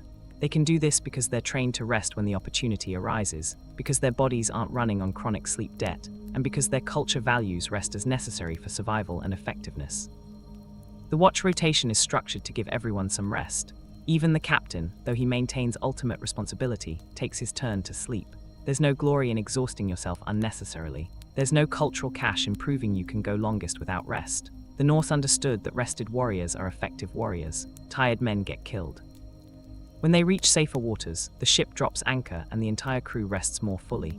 They eat, they tend injuries, they process the adrenaline of combat, and they sleep. This might last for several hours or even a full day, depending on circumstances. The ship isn't hurrying home. They're moving at a pace that allows the men to remain effective. This attitude, this respect for human limitations and needs, is something modern military training has had to relearn. Early studies of combat effectiveness showed that sleep-deprived soldiers perform terribly. They make bad decisions, shoot poorly, miss obvious dangers, and fall apart emotionally. Modern military doctrine now emphasizes sleep and rest as tactical necessities, not luxuries. The Vikings knew this 1,000 years ago. The return voyage might take days or weeks, depending on distance and weather. During this time, sleep follows the natural pattern of life at sea. Men rest when they can, stay alert when they must, and adapt to the rolling of the ship and the sounds of water and wind. It's not comfortable, but it's manageable because these men have the resilience that comes from a foundation of good rest. When they finally return home, there's celebration but also recovery. The community feasts the returned warriors, hears their stories, distributes the plunder. But then after the initial excitement, there's a period of rest and reintegration. Men who have been gone for weeks or months need time to readjust to home life, to recover from the rigors of travel and combat, to sleep in real beds and eat real food. This recovery time is built into the cycle. Nobody expects immediate return to normal productivity. The psychological impact of combat, what we now call PTSD, was probably common among Vikings who participated in raids and warfare. While they didn't have our terminology or treatments, they did have some understanding that combat changed men. Warriors who returned troubled by their experiences might seek counsel from elders or völvers. They might make offerings to the gods, seeking peace. They might be given time and space to heal. And crucially, they had the deep, restorative sleep of Norse winters to help their brains process trauma. Modern research shows that sleep is essential for processing traumatic memories, for integrating difficult experiences, for healing psychological wounds. The Vikings' sleep patterns, with long hours of deep rest and active dreaming, provided better conditions for trauma processing than our modern disrupted sleep allows. This isn't to romanticize Viking violence or suggest they handled trauma better than we do. They didn't have modern therapy or medication. Many men probably suffered greatly, but they had something we've lost: time, community support, and sleep. Natural, extended, seasonal sleep that allowed the brain to do its healing work. Let me tell you now about Norse childhood and sleep, because the way children were raised and allowed to rest reveals so much about the culture's wisdom. Norse children slept near their parents and siblings, often in shared sleeping spaces. Infants slept within arm's reach of their mothers, allowing for easy nighttime feeding and comfort. This practice, which modern research shows reduces infant mortality and promotes secure attachment, was just normal life for the Vikings. Children weren't expected to sleep alone in separate rooms. The concept of a child's bedroom didn't exist. Children slept where the family slept, surrounded by the sounds and smells and presence of their people. This created a sense of security that allowed for deep rest. The child's nervous system could relax because it detected safety in the presence of protective adults. As children grew, they gradually took on more responsibilities, but these were introduced naturally and in accord with the child's development. A young child might help with simple tasks but wasn't expected to work like an adult. An adolescent would do more, preparing for adult life. But there was no pressure to grow up faster than natural maturation allowed. Children played, explored, learned through observation and practice, and rested when tired. The Norse recognized different life stages and treated them appropriately. Childhood was for growing and learning. Adolescence was for developing strength and skills. Young adulthood was for establishing oneself. Middle age was for leadership and peak productivity. Old age was for wisdom and counsel. Each stage had its proper place and function, and rest needs varied across the lifespan. Elderly Norse people, those who survived the dangers of life to reach old age, were respected for their wisdom and experience. They weren't expected to maintain youthful productivity. They were allowed to slow down, to rest more, to spend time in contemplation and storytelling. This respect for aging and acceptance of changing needs meant elderly people could rest without guilt, could sleep as much as their bodies required, could nap during the day without shame. Compare this to our culture where old age is feared and fought, where elderly people are often isolated and made to feel useless, where rest is still associated with laziness even for people in their 70s and 80s. We've created a society that's hostile to human aging and the changing needs that come with it. The Norse didn't have this problem. Old age was an achievement, and the rest that came with it was earned and respected. Children's sleep was also protected in practical ways. The sleeping areas where children rested were among the safest, warmest spots in the longhouse. Children were wrapped in soft wool and fur, kept comfortable and secure. Stories were told to help them settle. Lullabies were sung. The transition to sleep was gentle and supported, not a battle or a source of stress. There were no arguments about bedtime in the way we have them. As darkness fell and adults began winding down, children naturally became sleepy. There was no option to stay up watching TV or playing video games. When it was dark and quiet and the adults were preparing for rest, children's bodies naturally followed. Sleep wasn't something to be forced or fought. It was the natural result of the evening routine. The Norse understanding of child development, while not scientific in our terms, was sophisticated. They recognized that children needed more sleep than adults. They understood that growth happened during rest. They accepted that young children would wake during the night sometimes and need comfort. These weren't problems to be solved with sleep training or medication. They were normal aspects of raising children that were accommodated within the family structure. Adolescence brought changes in sleep patterns that the Norse also recognized. Teenagers naturally shift to later sleep and wake times, a biological change modern research has confirmed. While Norse adolescents were expected to contribute to the household, there was probably some flexibility in their routines that recognized their changing needs. The long winter darkness meant even shifted sleep schedules could be accommodated without artificial light. The rite of passage into adulthood, while varying by region and time period, often involved challenges that tested the young person's capabilities. These challenges sometimes included elements of sleep deprivation or staying awake for ritual purposes. This taught young adults that they could push through difficult conditions when necessary, building resilience and confidence. But these experiences were temporary and followed by rest and recovery, not a permanent lifestyle. Now, here's where we need to talk about something kind of crazy that modern research has discovered. The way the Vikings slept, specifically the biphasic pattern with the wakeful period in the middle of the night, might have given them cognitive advantages we've lost. During that wakeful period, the brain is in a unique state that's highly creative and conducive to problem solving. Research on biphasic sleep has shown that the wakeful period between sleep phases is characterized by increased theta brain waves and a neurochemical state that promotes creative thinking. People in this state report insights and ideas arising spontaneously. Problems that seemed unsolvable before sleep suddenly have obvious solutions. This isn't just anecdotal. Brain imaging and neurochemical studies confirm that this state is neurologically distinct and valuable. The Vikings were accessing this state naturally, every single night. What did this mean for their culture? We know they were remarkably innovative in shipbuilding, creating vessels that were faster and more seaworthy than anything their contemporaries had. They developed navigation techniques that allowed them to cross open oceans without instruments. They created sophisticated metalwork, intricate art, and poetry of great complexity. How much of this innovation came from insights gained during the night-waking period? We can't prove causation, but it's suggestive. A culture where everyone naturally experienced this creative cognitive state every night would have more opportunities for innovation and insight than one where that state is rare or accidental. The Norse success in exploration, warfare, trade, and craft might be partly explained by their superior sleep patterns giving them better cognitive function. Modern humans occasionally experience this state, usually by accident. You wake up in the middle of the night and have a great idea. You solve a problem that's been bothering you. You have an insight about a relationship or situation. But we usually fight this experience, trying to get back to sleep quickly, viewing the waking as a problem rather than an opportunity. The Vikings knew better. There's also the issue of light's effect on hormone production beyond just melatonin. Exposure to natural darkness increases production of several hormones including growth hormone, prolactin, and others. These hormones affect everything from immune function to mood to physical recovery. The Vikings' exposure to extended darkness meant optimal hormone production night after night, year after year, across their entire lifespan. Growth hormone is particularly interesting. It's produced primarily during deep sleep, especially in the first few hours after sleep onset, but production is enhanced by darkness and suppressed by light exposure. The Vikings' completely dark sleep environment meant maximum growth hormone production, which translates to better recovery, stronger muscles and bones, better injury healing, and possibly slower aging. We're starting to understand that artificial light at night is genuinely harmful, not just annoying. It's linked to increased cancer risk, particularly breast cancer and prostate cancer. It's linked to metabolic disorders including obesity and diabetes. It's linked to mood disorders. The mechanisms are becoming clear: disrupted circadian rhythms, suppressed melatonin, altered hormone production, disturbed sleep. The Vikings avoided all of this simply by living without electric light. Now let's address something you might be thinking. Okay, this all sounds great, but the Vikings died young, they had brutal lives, they suffered from diseases and violence we've largely eliminated. How can we say they were healthier? Fair point. Let me clarify what I'm arguing.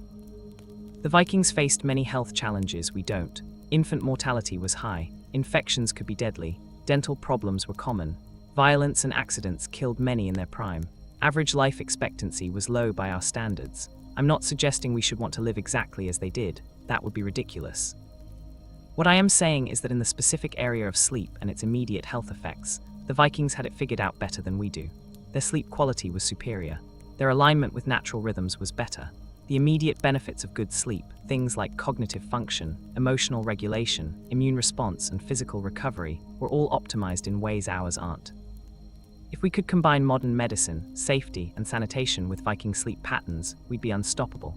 Imagine people today with access to antibiotics, vaccines, and trauma surgery who also slept the way the Vikings did.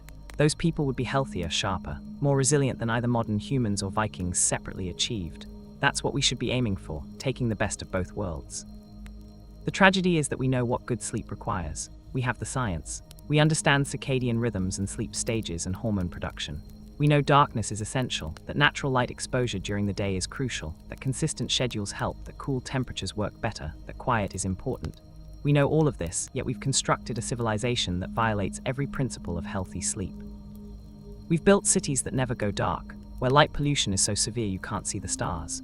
We've created work schedules that ignore natural human rhythms, demanding the same productivity at all hours. We've invented devices that emit sleep-destroying blue light and made them so addictive that people can't put them down even at bedtime.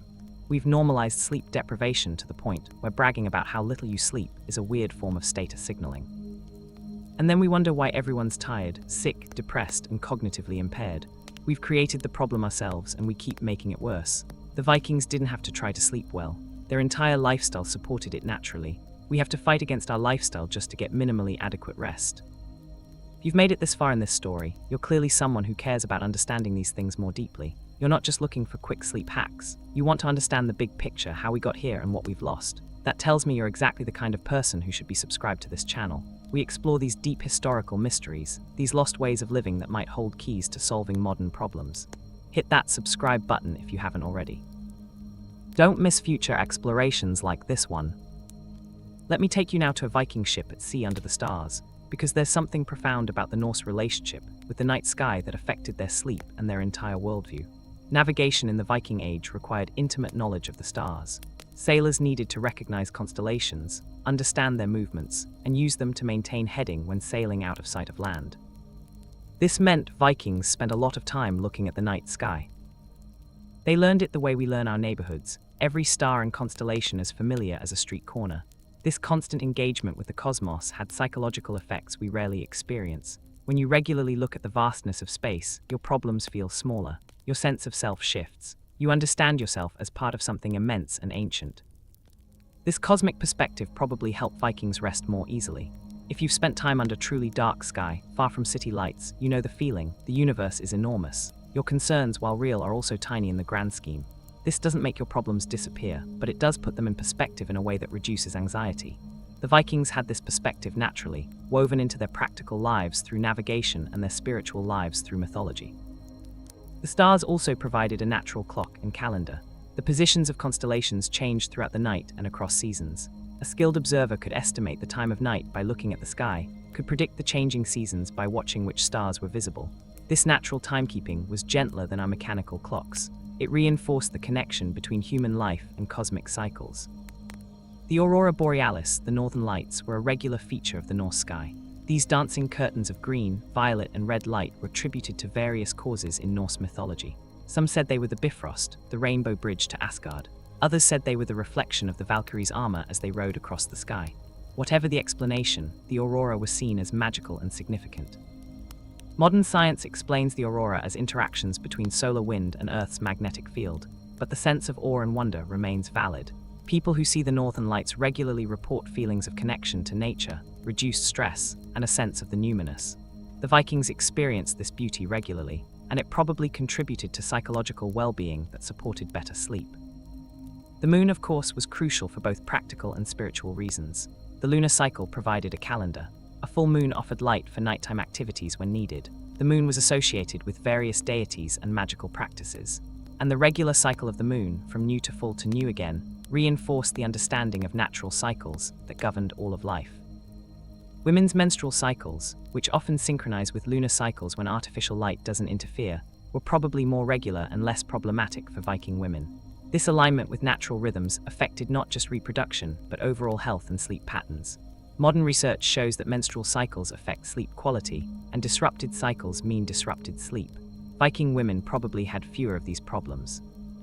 The relationship between lunar cycles and sleep is complex and still being researched. Some studies suggest people sleep less well around the full moon, possibly a holdover from times when bright moonlight meant increased predation risk. Other studies find no effect.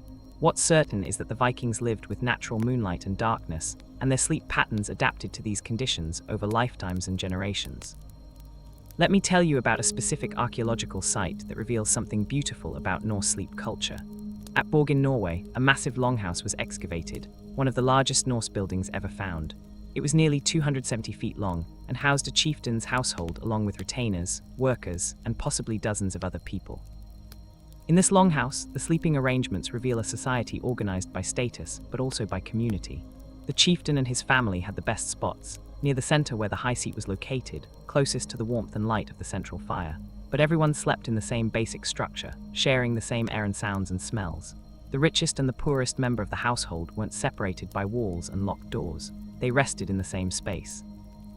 This communal sleeping might seem strange or unpleasant to us, but it provided something we've lost: constant social connection and the security that comes with it. You were never truly alone. If you woke frightened in the night, there were people nearby. If you needed help, someone would hear. If you were sick, you'd be tended. The isolation that characterizes modern sleep, each person or couple locked in their private bedroom, would have seemed bizarre and even unsafe to the Vikings. The archaeological evidence also shows that these longhouses were carefully maintained. Floors were cleaned, sleeping benches were repaired, smoke holes were kept clear. The space where people lived and slept was valued and cared for. This wasn't luxury, but it wasn't neglect either.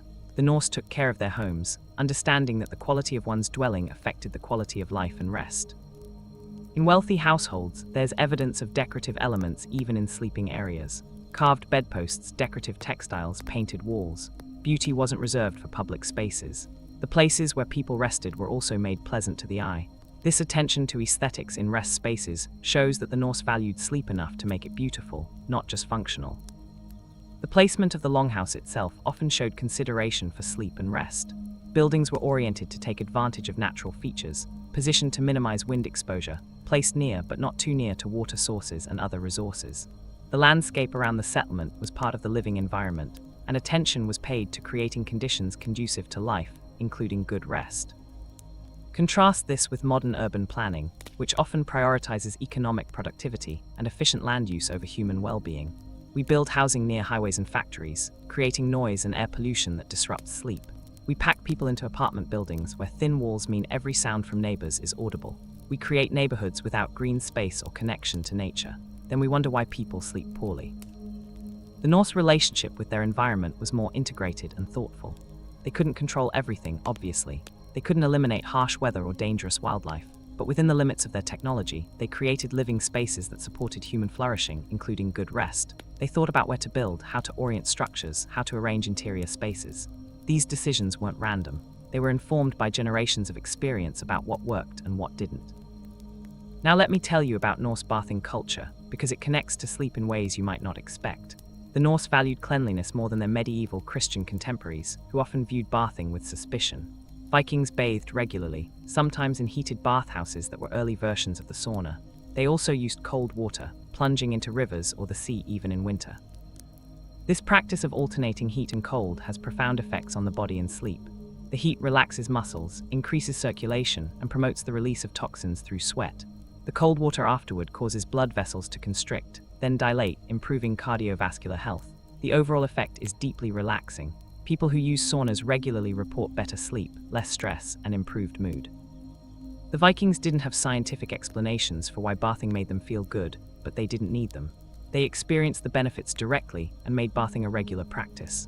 Larger settlements had communal bathhouses. Individual farms might have simpler bathing setups.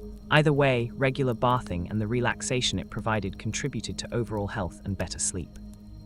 The social aspect of bathing mattered too. Like so much of Norse life, bathing was often communal. People bathed together, talked, relaxed, strengthened social bonds. This combination of physical relaxation and social connection is incredibly beneficial for mental health and sleep. We've lost most of this, bathing alone in our private bathrooms, missing out on the social benefits that the Norse naturally received. The timing of bathing also mattered. Evening bathing, followed by rest in a warm longhouse, primed the body perfectly for sleep. The warm bath raised core body temperature. After bathing, as the body cooled down again, it triggered the natural temperature drop that signals the brain it's time for sleep. Without understanding the mechanism, the Vikings had figured out that an evening bath led to better rest. Hair care was also important to the Norse, and this too connects to sleep. They combed and groomed their hair regularly, using carved wooden or bone combs that have been found in numerous graves. This grooming wasn't just vanity. The rhythmic motion of combing is soothing and meditative. The act of caring for your body, of paying attention to it, creates a sense of well-being that carries over into rest. Viking men often wore their hair long and kept their beards groomed. Women wore their hair long and elaborately styled for special occasions. The time spent on hair care, often in the evening with family around, was another one of those meditative, connecting activities that prepared people for sleep. We've replaced this with rushing through minimal hygiene routines, checking our phones while we brush our teeth, missing the opportunity for these small rituals of self-care to center and calm us. Clothing also played a role in Norse sleep that's easy to overlook. The fabrics available were natural: wool, linen, leather, fur. Wool especially is superior for sleepwear. It regulates temperature, wicks moisture, doesn't harbor bacteria the way synthetics do. A person sleeping in wool stays comfortable across a wider temperature range than someone in cotton or synthetic fabrics. The Norse probably slept in lightweight wool undergarments or shifts, not in the heavy outer clothes worn during the day. This meant they had special clothes for sleep, a distinction that helped signal to the body that rest time had arrived. We've somewhat preserved this with pajamas, but many modern people sleep in whatever they wore during the day or in synthetic athletic wear that doesn't breathe properly. The Norse did better. Textiles themselves, all handmade, carried a different quality than our machine-made fabrics. The irregularities and variations in handspun, hand-woven cloth create a texture that feels different against skin. There's a subtle, organic quality that's more pleasant than the mechanical uniformity of modern fabrics. Whether this actually affected sleep quality is hard to prove, but it probably contributed to overall comfort and a sense of connection to the handmade, human-crafted world. Let me take you into the mind of Astrid now, lying in the darkness next to Bjorn, because the female experience of sleep in Viking culture deserves attention. Astrid's life is physically demanding in ways different from her husband's, but equally genuine. She spent the day processing food, spinning wool, tending children, managing the household's complex web of tasks and responsibilities. Her work is never really done, but as darkness falls, she allows herself to rest. Astrid's body has its own rhythms, cycles within cycles. Her menstrual cycle, uninterrupted by hormonal contraception or disrupted by artificial light, follows a more natural pattern. She's pregnant again now, her fourth child, and sleep has become both more necessary and more challenging. The growing baby presses on her bladder, causing her to wake more frequently. Her body temperature runs higher, making her need cooler sleeping conditions. But here's the thing, these disruptions are accommodated within the Norse sleep pattern. The expectation isn't that Astrid will sleep 8 hours straight. When she wakes in the night, it's not a crisis. She might get up to relieve herself, stepping outside where the cold air is bracing and the stars are overwhelming. She might adjust her position, moving closer to or further from Bjorn's warmth depending on her body temperature. She might lie awake for a while, feeling the baby moves, thinking about the coming birth, praying quietly to Frigg or Freyja for protection. These wakeful periods aren't insomnia. They're normal variations in sleep that the Norse culture accepted and worked with. Pregnant women, nursing mothers, women during menstruation, all experience changes in sleep patterns that were recognized and supported rather than pathologized. Astrid doesn't feel broken or defective when her sleep is disrupted. She feels normal, part of the natural cycle of female life. After giving birth, Astrid will enter a period of intensive nighttime waking as she nurses the new infant. But she won't be doing this alone, isolated in a separate nursery with no support. The baby will be right beside her, making nighttime feeding easy. Other women in the household, her mother or sisters or older daughters, will help with the baby during the day so Astrid can nap and recover. The community understanding is that new mothers need rest, and that rest is provided without guilt or judgment. This communal support for maternal rest is something we've catastrophically lost. Modern mothers are often expected to care for infants alone, to maintain household responsibilities, to bounce back to their pre-pregnancy bodies and capabilities within weeks. The sleep deprivation of new motherhood is treated as an individual problem rather than a community responsibility. Viking mothers had it rough in many ways, but they had support for rest that modern mothers desperately need and rarely receive. Astrid's knowledge of herbs and healing means she knows what plants help with sleep troubles, both for herself and for others. If she's having difficulty sleeping despite her exhaustion, she might brew tea from valerian or chamomile. If the children are restless, she knows gentle herbs that are safe for young ones.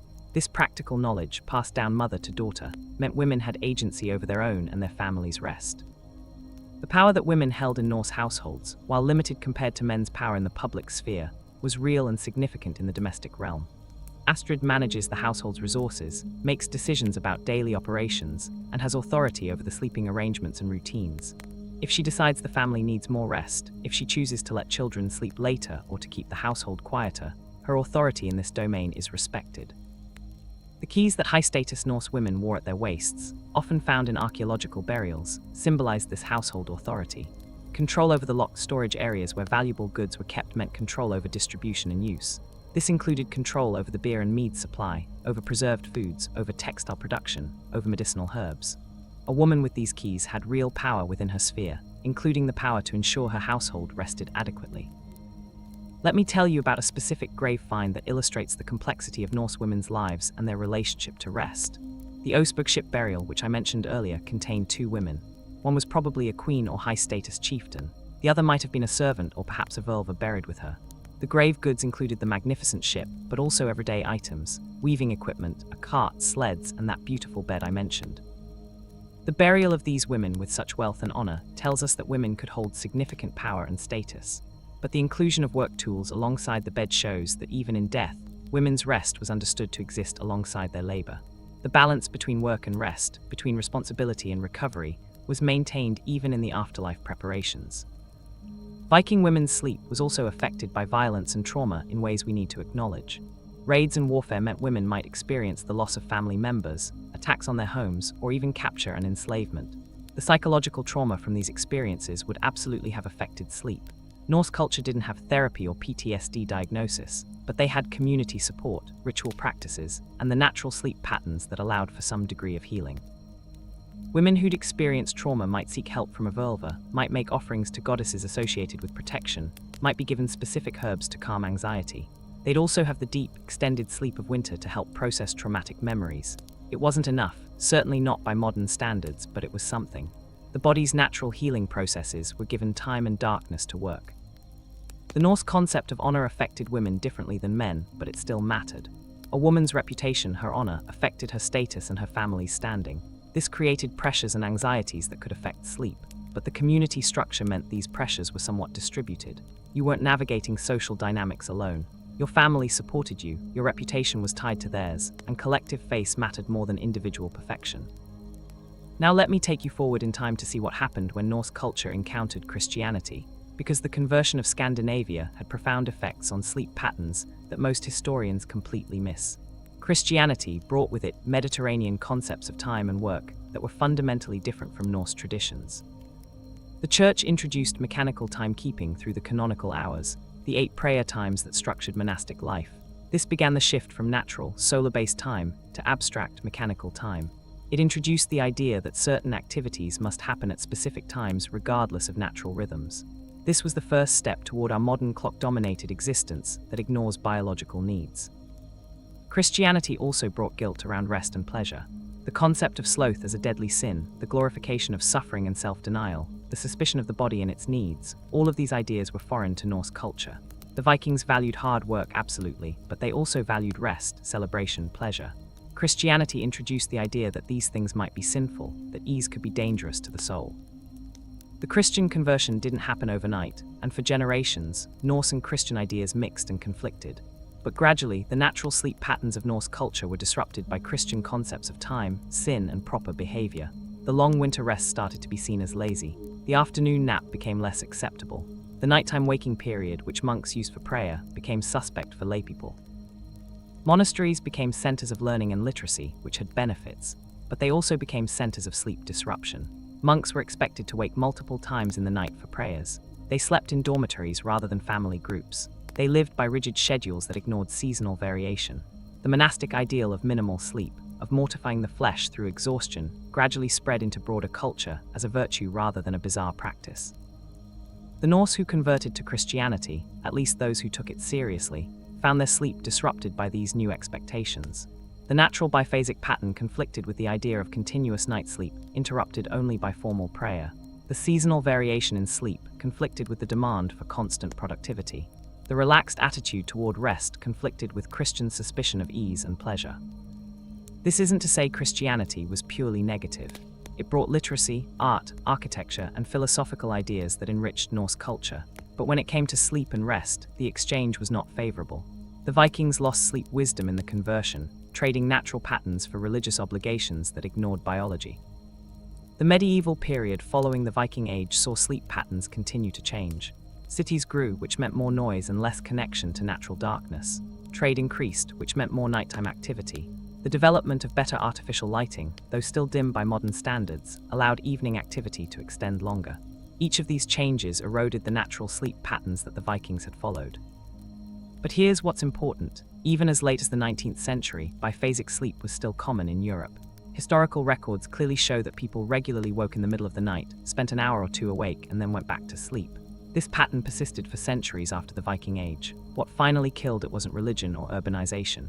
It was artificial light, specifically gas lighting and then electric lighting. When cities installed gas streetlights in the 1800s, night became less dark. When electric lights entered homes in the late 1800s and early 1900s, night became optional. People could read, work, socialize into the late evening without relying on expensive candles or dim oil lamps. The transformation happened within a few generations. By the mid-20th century, continuous monophasic sleep was considered normal, and the biphasic pattern was forgotten. What we lost wasn't just an interesting historical footnote. We lost the optimal sleep pattern that human biology evolved to follow. We lost the creative cognitive state that comes with the night waking period. We lost the deep integration with natural darkness and seasonal rhythms. We lost the cultural practices and wisdom that supported healthy rest. And we gained what? The ability to work longer hours, the convenience of late night shopping, the joy of binge-watching TV at 2 a.m. The trade was terrible, and we're suffering the consequences. Every year, sleep deprivation costs the US economy hundreds of billions of dollars in lost productivity, medical costs, and accidents. Millions of people take sleeping pills with serious side effects. Chronic sleep deprivation contributes to our epidemics of obesity, diabetes, heart disease, and mental illness. We know we have a problem, yet we keep making choices that make it worse. If you're still with me, if this story has shown you something important about how we might live differently, then I need you to do something. Share this information. Not just this video, though please do share it, but share the ideas. Talk to people about natural sleep patterns. Challenge the cultural glorification of sleep deprivation. Push back when someone brags about pulling an all-nighter. Help create a culture that values rest the way the Vikings did. Real change starts with individuals understanding and then spreading better ideas. Now let me tell you about some practical applications, because I know you're wondering how any of this can help you living in the modern world. You can't move to a longhouse in Norway. You can't eliminate electric light from society. You've got a job that expects you at 9 a.m. regardless of whether it's summer or winter. So what can you actually do with this information? First, understand that you're not broken. If you wake up in the middle of the night and can't immediately fall back asleep, that's not insomnia. It's probably the natural biphasic pattern asserting itself. Instead of panicking and staring at the clock, try accepting the waking. Lie quietly in the darkness. Let your mind wander. Don't turn on lights or check your phone. Just rest in the darkness for however long it takes for sleep to return. Many people find that once they stop fighting the night waking, it becomes brief and even pleasant. Second, work on your sleep environment. This is the easiest thing to change and has enormous impact. Make your bedroom as dark as possible. Get blackout curtains or shades. Cover LED displays with tape. Put your phone in another room. Aim for the complete darkness that the Vikings experienced. Your melatonin production will improve dramatically. Temperature matters too. Keep your bedroom cool, somewhere in the 60-67 degrees F range. Use warm bedding so you stay comfortable, but keep the air cool. This mimics the Viking longhouse environment where the fire died down and the air cooled while bedding stayed warm. Consider switching to natural fiber bedding if you can afford it. Wool blankets and sheets regulate temperature better than synthetics. Cotton is okay, but wool is better. If you can't replace everything, start with one good wool blanket. The difference in comfort and temperature regulation is noticeable. Third, think about light exposure during the day. The Vikings got massive amounts of bright natural light during waking hours, at least in summer. This strong light exposure during the day helps set circadian rhythms and makes you more sensitive to darkness at night. Try to get outside during daylight hours, especially in the morning. Even 15-30 minutes of outdoor time helps. If you work indoors, try to sit near windows or take breaks outside. Fourth, reconsider your evening routine.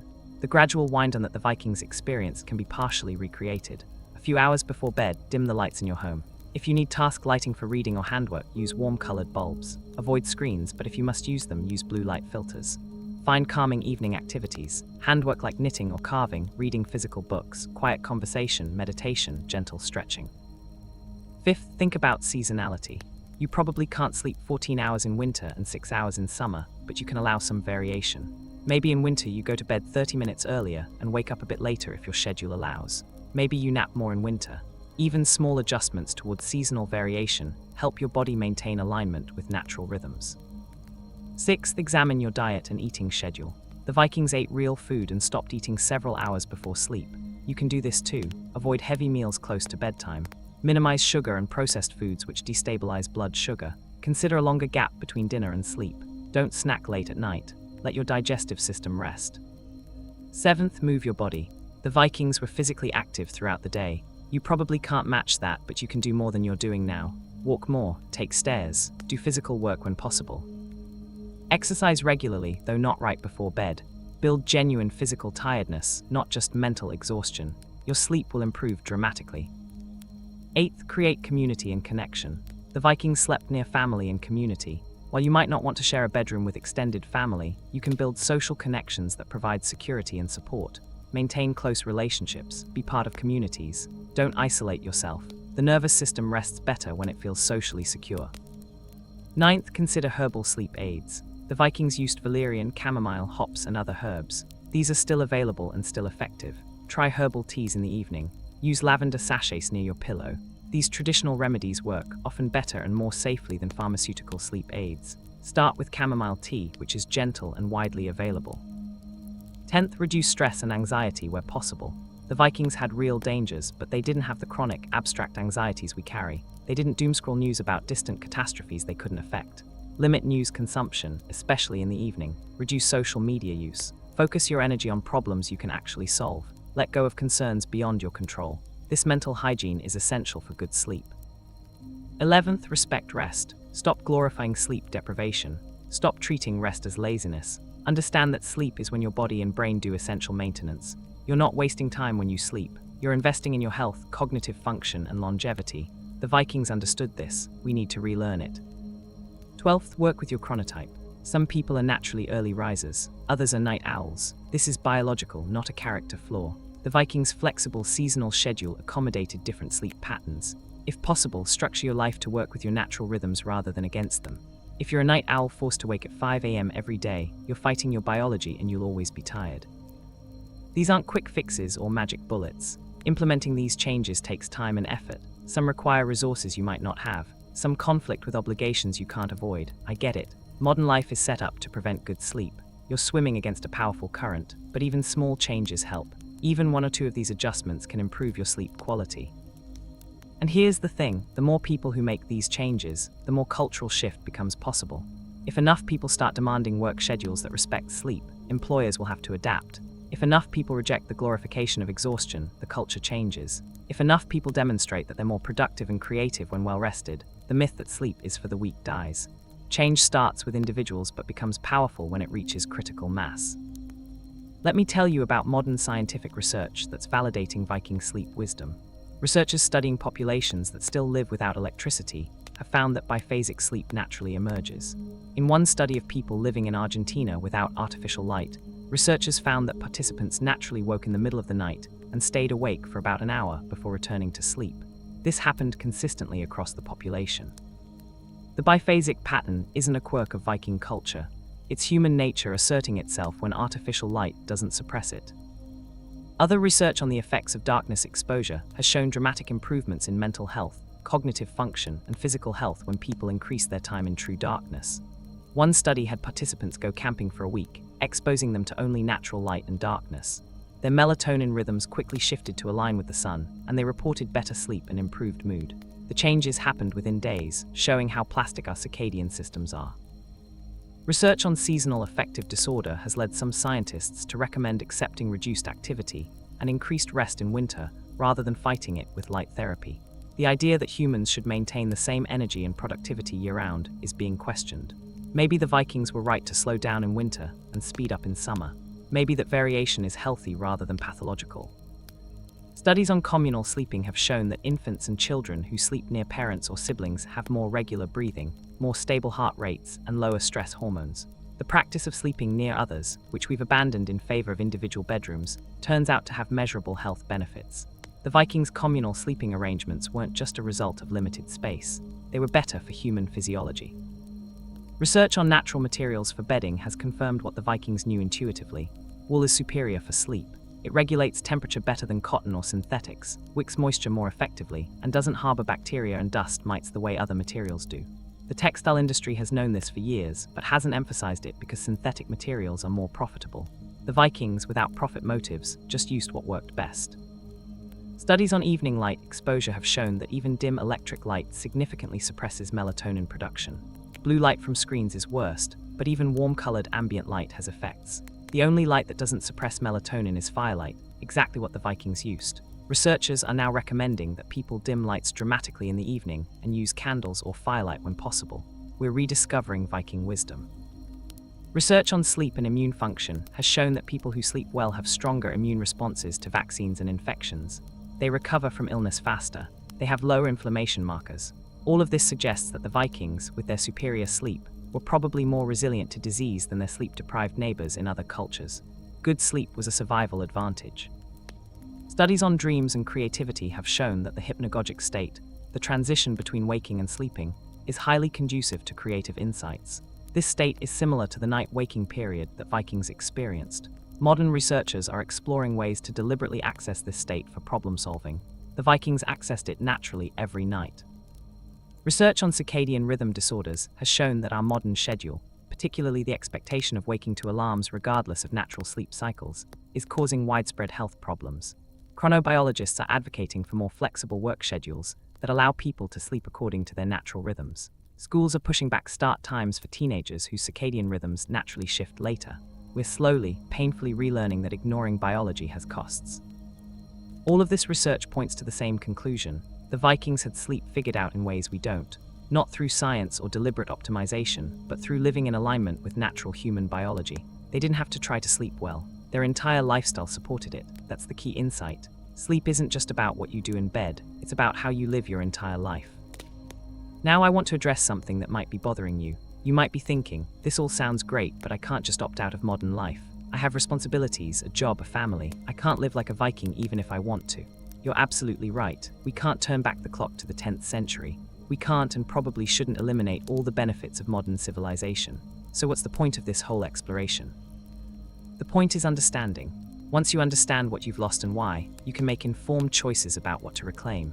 You might not be able to sleep 14 hours in winter darkness, but you can probably make your bedroom darker and go to bed earlier. You might not be able to eliminate screens completely, but you can put your phone away an hour before bed. You might not be able to stop working a 9-to-5 job, but you can advocate for more flexible scheduling or work toward a life situation that gives you more control. Understanding also helps you stop blaming yourself. If you struggle with sleep, it's probably not because you're defective or weak-willed. It's because you're trying to sleep in an environment that's fundamentally hostile to human rest. The problem isn't you. The problem is a civilization that's organized around profit and productivity rather than human well-being. Knowing this doesn't magically fix your sleep, but it does relieve the guilt and self-blame that make everything worse. Understanding also gives you language to advocate for change.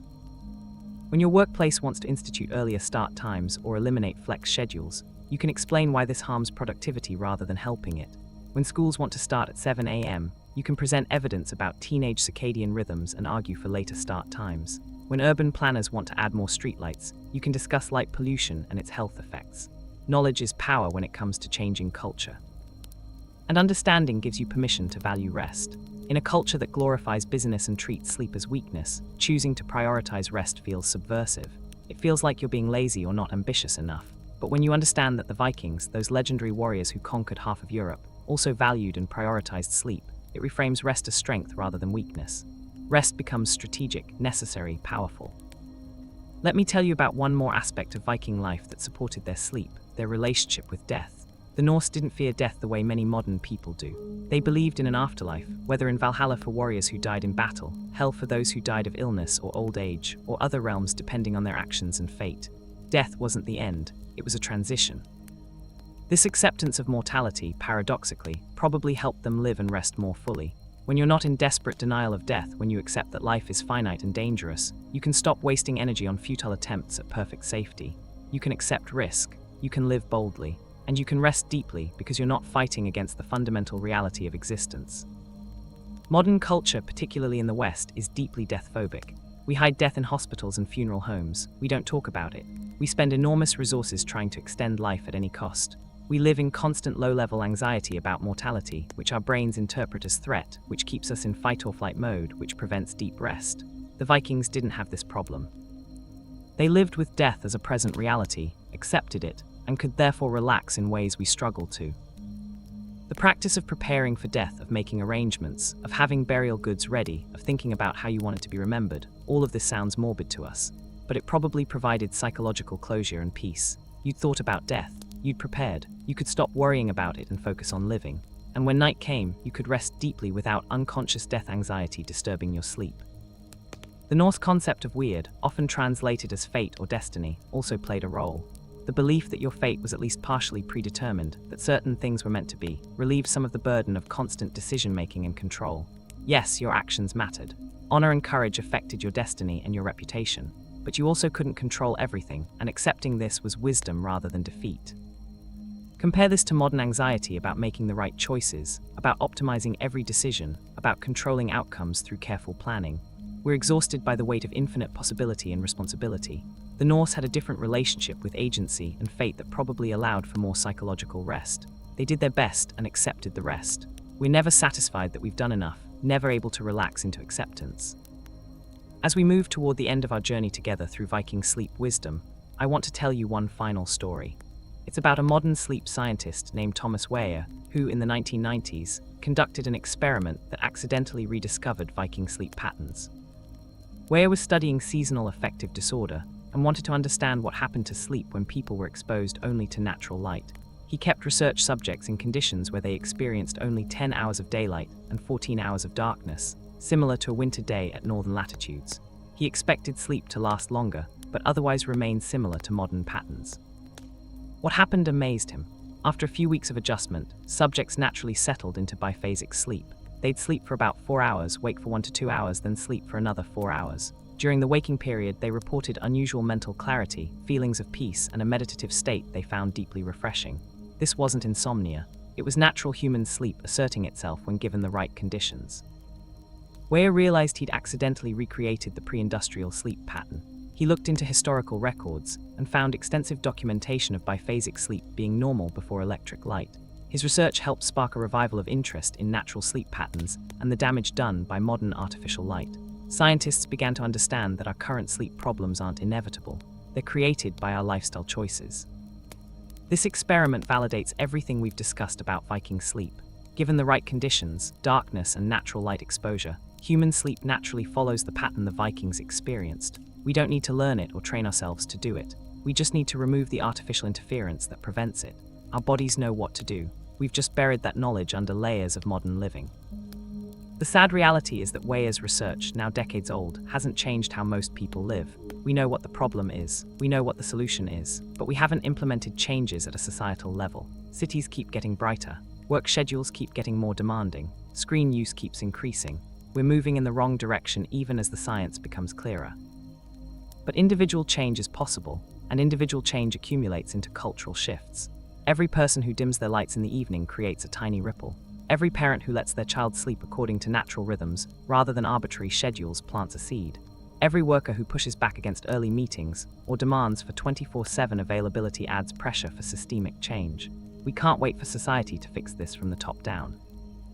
We have to change it from the ground up, one well-rested person at a time. The Vikings didn't set out to create perfect sleep patterns. They didn't study circadian biology or conduct experiments. They simply lived in harmony with natural rhythms because they had no choice. But in doing so, they achieved something we've lost and desperately need to reclaim. They slept deeply and woke rested. They aligned their lives with seasonal cycles. They valued rest as much as action. They understood that darkness was sacred and necessary. We can't go back to the Viking Age, and honestly, we wouldn't want to. Life was harsh in many ways we've successfully overcome, but we can look back and learn from what they got right. We can take their wisdom about sleep and integrate it with modern knowledge. We can create a future where technology serves human well-being rather than undermining it, where productivity is balanced with rest, where the glorification of exhaustion is replaced with the honoring of restoration. This is the real lesson of Viking sleep, that the best life isn't about conquering nature or overriding biology. It's about working with our evolutionary design, respecting our limitations, and creating cultures that support human flourishing. The Vikings, for all their flaws and violence, understood this when it came to rest. They slept like kings because they lived like humans were meant to live, in rhythm with the earth, the seasons, and their own bodies. As you prepare to sleep tonight or tomorrow night, remember Bjorn and Astrid in their longhouse. Remember the darkness they embraced. Remember the seasonal rhythms they honored. Remember the community that supported their rest. Remember that sleep isn't weakness, it's wisdom.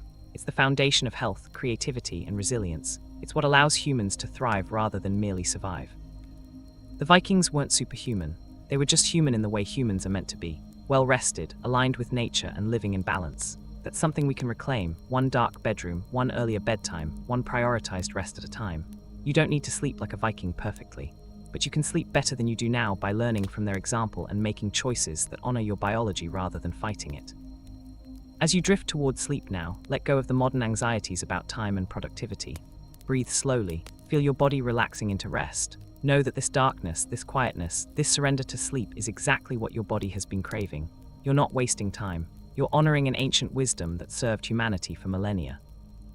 You're allowing your body to do its essential work of restoration and healing. You're claiming your birthright as a human being to rest deeply and wake renewed. Sleep well, friend. Sleep like the Vikings did, in darkness and peace, in alignment with nature, in the confidence that rest is sacred and necessary. Tomorrow will come soon enough, and when it does, you'll face it with the strength that only true rest can provide. But for now, in this moment, there is only darkness and breath, and the gentle descent into restorative sleep. May your dreams be peaceful and your rest be deep.